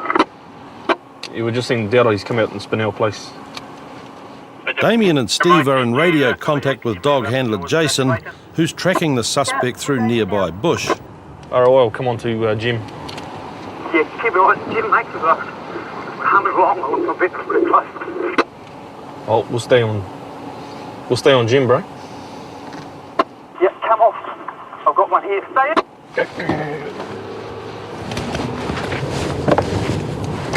Where are you, Dowda?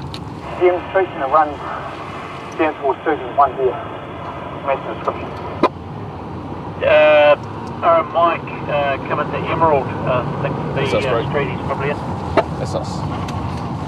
Stay around Emerald. Although Robert's been tracked from the scene, that's not sufficient evidence of guilt, so Damien still needs to question him. Just stand up, pull your top up for me. I'll just make sure you've got no blades on you or anything like that. It's all good. It's all good. Just turn around, Cass. Good man. Where do you come from? I just come from Jet Place. Jet Place. Oh, yeah, what's over there? Hey, fucking just need to go see if my bro went to the seller's car. The one that was parked up on James Street. Yeah. Yeah. Oh, well, I just went to go and see if his car was for sale. Yeah. That was all it. Bit of a hard case time to be going and asking him if he wants to buy a car. I've been on the piss. That's not the only unusual element to his story, which is getting even more convoluted. I was coming back on my way from my brace pad and this I don't know. Someone come fucking pull me up, asked if I had a cigarette. Yeah, whereabouts do you live? Back on Leslie Ave.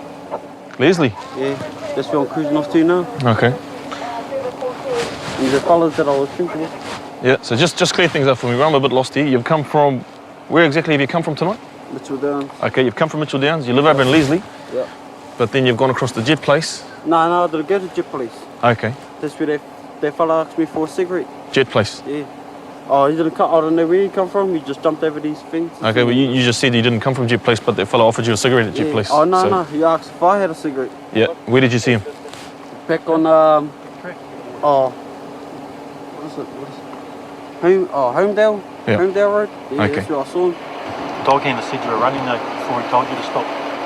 Who? Oh, you asked that fella who ever had the dog? Yeah, He told me to stop and I stopped. I put my hands up. Okay, we're just going to do some checks on you, eh? But I'm not happy with what you've told me, so far. It's a little bit Mickey Mouse, so I'll get you to come back to the station with me. Yeah, and we'll just have a chat about it. What did I do? Well, I'm going to ask you some questions, all right? Okay. Because you're coming back to the station, okay, you have certain rights. All right? Firstly, you're not obliged to say anything, but anything you do say may be given in evidence. Like I said, bro, we'll go back, we'll sit down, we'll sit down, have a cup of coffee. If it's all good, we'll drop you home. The runners if there was a dog chasing me. But there was me, just put my hands straight up and I knew straight away what you were doing. Well, I appreciate that too. I gave up. It's all good. Like I said, if it's all good, we'll drop you home. Unbeknown to the suspect, well, I was talking to him on the street, the informant/complainant has come past and positively ID'd our suspect there. So, unfortunately for the suspect, he has a warrant for his arrest, fortunately for us. So, I'm going to go and interview him on the attempted unlawful taking matter now. Robert's then cautioned and is happy to talk. Got some nice tats. Cheers, man. Okay, what were you doing on Susan Street this evening? Just taking a shortcut. So what do you mean, take a quicker way home? Try to take that truck as a mistake. So I've got here, I tried to take that truck and you said something else. What was the other part? Just being stupid, I suppose. If I was sober, I wouldn't have done something like that. That's why I was like, got alcohol problems or something. Yeah. Makes me do shit, stupid shit. Yeah. Shit that I regret in the morning. Mm. See, I'm gonna regret this strictly in the morning. Because I got my baby to take care of and it's like, A lot of your history, is to do with alcohol, man. Yeah. Okay, so no drinking any alcohol ever. Not until you get all this sorted out, because that's part of your problem is your drinking, eh? Yes. In court, Robert pleaded guilty to attempted unlawful taking of a motor vehicle and was sentenced to 80 hours community work. And think of those kids. Alright? Sweet. Everything that you done for me. That's all good. Next week on Police 10-7, South Auckland officers are called to a brawl in a supermarket car park. The offenders have returned. One of them's got a hockey stick. Where is it? Got one spare units going off with the meal. In Christchurch, a guy who's trashed a car has a novel excuse for being armed. As a present for my mum. What have you got that knife for? Present for my mum for moving out of home. It's not a good night for cars in Christchurch, as another one goes up in flames. The guy's been down here doing burnouts and it's blown. He has been alerted to a potential burglary in progress. Just got a call from a, sounds like an elderly lady that someone's trying to get in to her house through the back door. So we're just going to go along and basically find out for sure what's happening. Someone on the other side of the flat and all I can still hear someone at the back of the flat trying to get in. Excellent. As Gareth arrives at the complainant's address, another dog handler is also on the scene. He goes into the property ahead of Gareth and challenges the man they find still outside the woman's door. He's a bit unsteady on his feet and doesn't look like he's a threat to anyone, but they have to make sure. Okay. Stay back, stay back, stay back, stay back. Move back. Move back. Good boy. Comms down to 17. Gareth. You comms Just down take to him to the 17. side, mate. Yeah, off with 1 through 1k. Thank you. Come up here. Come up here. Just keep coming up here. What are you doing here? I'm a friend. You're a friend? You're saying you know the people that live here? Yes. What's the person's name? Hey? What's the person's name? The woman herself says she's never seen him. No, I'm not from New Zealand. No, I don't know him. So you don't know the people that live here? I do. I'm like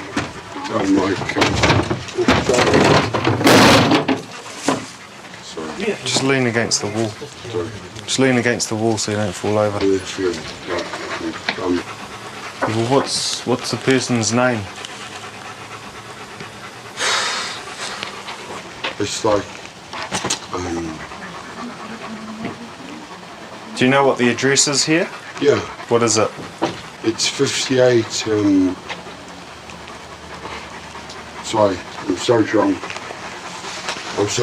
Sorry, Are you looking for your place? Yeah. Friends, apparently. They're my friends, seriously. Just get him. Did he have a key? Were you trying to get him with a key? Yeah, pretty much. Just show us the key. Show the key. Yeah, it looks like it's a extremely 1k male that's come to the wrong house.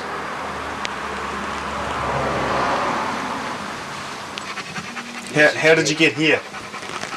How did I get here? Yeah.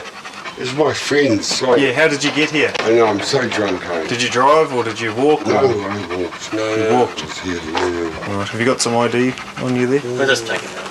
I could try it. Sorry, guys. It's clear by now that Derek has simply made an honest, although intoxicated, mistake and has no idea of where he is. Sorry. A lady thought that you were trying to break into her house. No, Well, that's why we're here, alright? So my friends, eh? Yep. It's my friends. So what's your name? My name is... I live here. Well, you don't live here. Oh, no, I don't live here. Because someone else lives here. Yeah, sorry. Yeah. Live here, so 58E. Like I live here. You live at 58E. This is 130. Sorry, yeah. Okay. I'm drunk, sorry. Yep. Let's walk out up onto the side of the road, eh? Yeah. Happens more than you think. I'm pleased. Sorry about this. Okay. Another officer has arrived to make sure that this time Derek goes to the correct address, if he gets that far.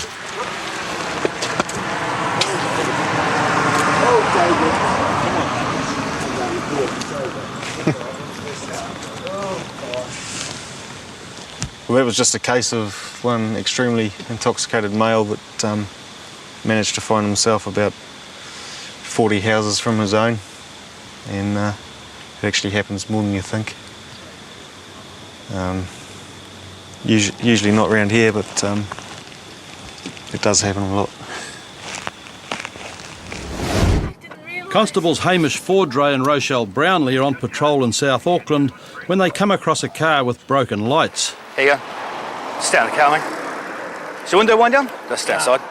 Does wind down? Oh, yeah. Your tail light's out, eh? And your headlight.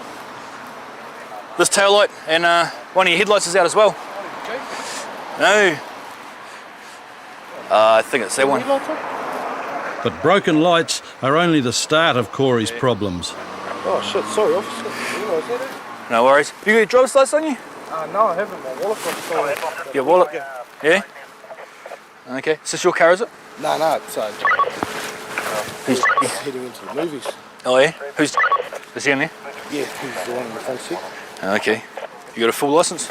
No, I need to get more restricted. I'm going to get it this week. So you're only on the learners? Has anybody in there got a full license? It's not good, eh? You shouldn't be driving around on your restricted or your learners. You know the conditions of your licence, eh? Not really. If you're on a learner's licence, you've got someone in the front passenger seat with their full licence who's held that for 2 years or more. And you're not allowed to carry passengers. Just wait there, eh? Corey there, he's going to get a ticket for the warrant of fitness. So I suggest you might want to help him out paying that. He's going to get a ticket because he's only got a learner's licence as well, eh? Corey's bill's beginning to mount, and while Hamish is standing with his head at the car window, he catches a faint whiff of a familiar smell. Who's been smoking, Dick? Have you got any on you now? Because I'll make you guys a deal. If you've got any on you now, and you hand it over now, I'm not going to charge anybody. But if I have to search the car, and if I find something, then I'm going to charge you. It's an offer the guys can't refuse, and they turn over a joint. Hey? Yeah, a little bit came out. Oh, there we go. I appreciate your honesty. You been in trouble for smoking, Dick, before? No? You don't want to be, eh? It'll ruin your chances of going overseas. Eh? Yeah. Alright. Wait there, guys.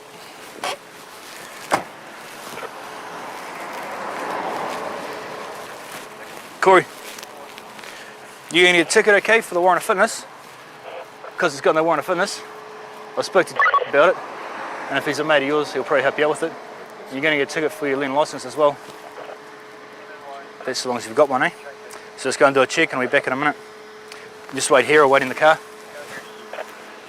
The check reveals no further problems. Alright, Corey. You got a ticket here, okay, it's $200 for the registration and $400 for a learner driver unaccompanied. Alright, so it's not cheap.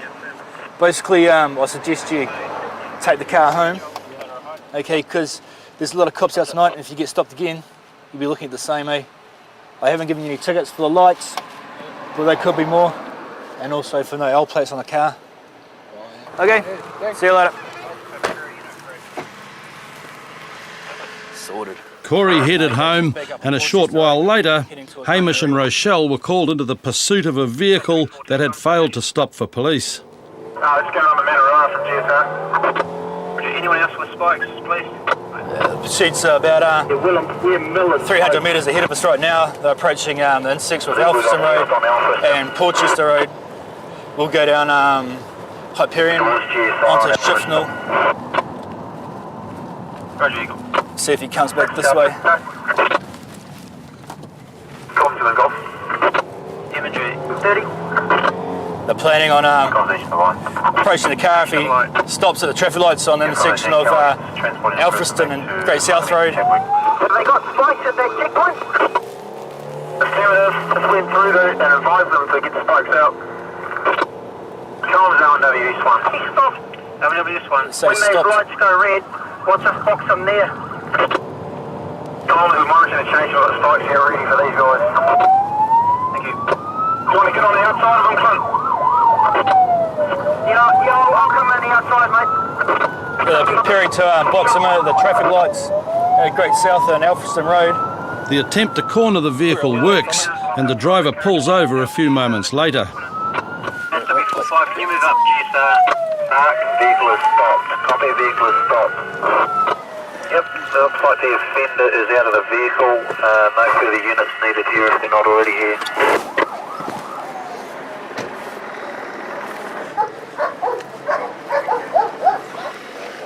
So it sounds like the reason he's failed to stop is because he's a disqualified driver. The driver of the vehicle was convicted of driving while disqualified, failing to stop, and dangerous driving. He was sentenced to 75 hours community service and disqualified from driving for a further 12 months. Howick officers Sonia Webb and Andrew Coleman are patrolling Te Irarangi Drive, a popular spot for illegal drag races, when they come across a crash that's only just happened. Hi. Trying to run away. That guy there. Over the fence, some bystanders have got hold of the Subaru's driver and passenger, although the driver says they weren't running away. Oh, this guy first. Hi. Hi. Where are you guys going? We're trying to get the phone. Okay. Yeah, it's good. Who's got ID on it? Hey. I've got nothing Come on over me. here. Yeah. Oh. That's my brother. Was it this guy as well? Yeah. Come over here. Over here. While Sonia talks to the passenger, Fred, straight away the driver's trying to explain how he came to crash the Subaru, which is not actually his car. No, it's actually a client's vehicle. Okay. So where were you shooting? Home. Why is that? Because I've just finished work. Is it your vehicle you just crashed? No, it's a company, it's a customer's vehicle. Down the road and the car was chasing us and we went around the car and then sort of, I don't know what happened, the car just slid. Like and spun out, did a whole 360 and hit the lamppost and came round and hit all the hedge and shit. Okay, we'll go down here and we'll have a look at these cars and you tell me what car you were in, okay? We'll go down We're here. in the Silver Sea. Well, I can't see it from here. Okay, so we'll walk down there and we'll have a look, alright? Yeah? Are you alright? Do you need any help? Medical assistance? No one got hurt or anything. So it's just you and your mate in the car? The Subaru is badly damaged, and that's not all. Yeah, we also need to call council. We've got lampposts down across the road. From what I can see, just looking at it, first off, we've got skid marks coming down the road, which come from quite a distance all the way down. You can see them on the footpath and on the grass. A light post has been taken out. I'd say it's pretty high speed. It looks like there's only one vehicle so far, but they may have tried to decamp the scene. Our input is we found a dodgy house. You'll have an accident and this guy has suffering. I heard you guys. I heard you guys. That's why I jumped the fence and then this guy, one of these guys tried to fucking jump me. The witnesses are adamant that Robert was running away, a claim he denies vigorously. As soon as I got out of the vehicle, and I said to that guy right there, stay here with the car. I'm just going to run over that fence. And I jumped over the fence and jumped over, and then instantly these guys were all on top of me and I just freaked out. So basically what happened, this is me, I'm here on the inside lane, he was here, and there's a truck here. I come up like this, and as I got to here, he decided to come across, and as he did that, I come like that, and then round the side between the truck and him, and that's when I seen him come, and I just locked up basically. Well, he didn't lock up, I just, well, the way I flicked it to get away from him, just the RC come around. What speed do you think you're doing? 85 to 90 km.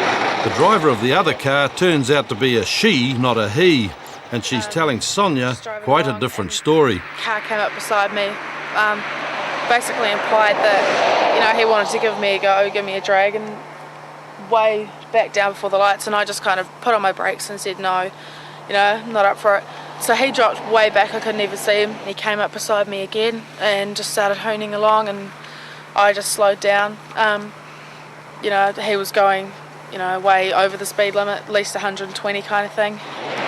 I was doing 85 to 95 km. While Robert's admitted going a little bit faster than he said before, he's still sticking to the same story. As I came up, he indicated to come over, and I come out and then avoided the curb and realised that the car was in front of me, the truck was in front of me, and I pulled off, and as I went round him, I flicked it, corrected back again, and the back wheel mounted the curb on that side. I was on the right-hand lane, he was in the left. There was another car in front of his, basically next to mine, and I could see, he was coming right up beside me, and I could tell he was going to try and cut in between us, so I just put on my brakes. He cut through and just missed my car, probably by about that much. Basically couldn't control it and went up onto the grass, sort of swiveled along all over the road, and then did like a big sideways skid into the power pole, which crashed onto the car. So I pulled in front of the accident and put on my hazards and kind of got out to see if anything was happening, and I couldn't see anything, so I didn't basically know what to do. And then I heard one of them run off straight past my car, and then another one jumped the fence into the bushes and ran off. They were calling out to each other, wait for me, come back, wait for me, kind of thing. I'd rather not sign that, because that's not quite what happened. Well, like if we get the wording right, I'll sign it, that's fine, but I don't want to sign something that's not exactly right. You know what I'm saying? Just, honestly, mate, I'm not a fucking hoon, I'm just trying to start my business, but the last thing I want to do is just the parts where it says I'm not sure what happened. And so Robert continues to insist on getting all the details correct, unaware that the police already have enough evidence that he's telling a very tall story. We've marked it all out. The skid marks indicate it's very high speed. Luckily that no one has been injured in the accident today. He's got no thought for anything that's going to happen to anyone else about it, and no thought of what the other two cars, me and the car that was in front of him, could have done. He doesn't know what kind of driver I am and how I was going to react, or the car next to him seeing that happen and stuff, so he's just being a dick. It's just fucking thoughtless. Robert was charged with careless driving and disqualified from driving for 6 months, fined $200 and $130 court costs. He was also ordered to replace the Subaru that he'd damaged. In Invercargill, Constables Richard Lindsay and Ross Goebel have been called to an incident where someone's fired a shot at their neighbour. I'm just going to address on Lawn Street where someone's reported a slug gun being fired. We're at the right spot, are we? They arrived to find that Murray's still badly shaken after a slug just missed him. What's happened? I could hear these ping, ping, ping noises against the fence while I was digging the garden. I'm sure one hit my tunnel house. And with that, I was walking the shed and boom! This bloody thing hit and I looked over the fence and the guys had a slug gun sort of thing. Shit, I just walked and she just missed me. I went, hey, did you guys shoot at me? And they said, fuck off, mate. Oh, man, I was about here. Boom! So, and we were the guys in this Yeah. place here? With skinheads looking guys. Still shaking. I could hear these noises hitting the fence when I was digging. I go, what the hell is that? Now I'm sure something hit my tunnel house over there. There's the guy that owns the place now. It's not him. Yeah, I know this man actually. He's a nice guy. Excuse me? Has your daughter's boyfriend been here? Been here? Yeah. In the last couple of minutes?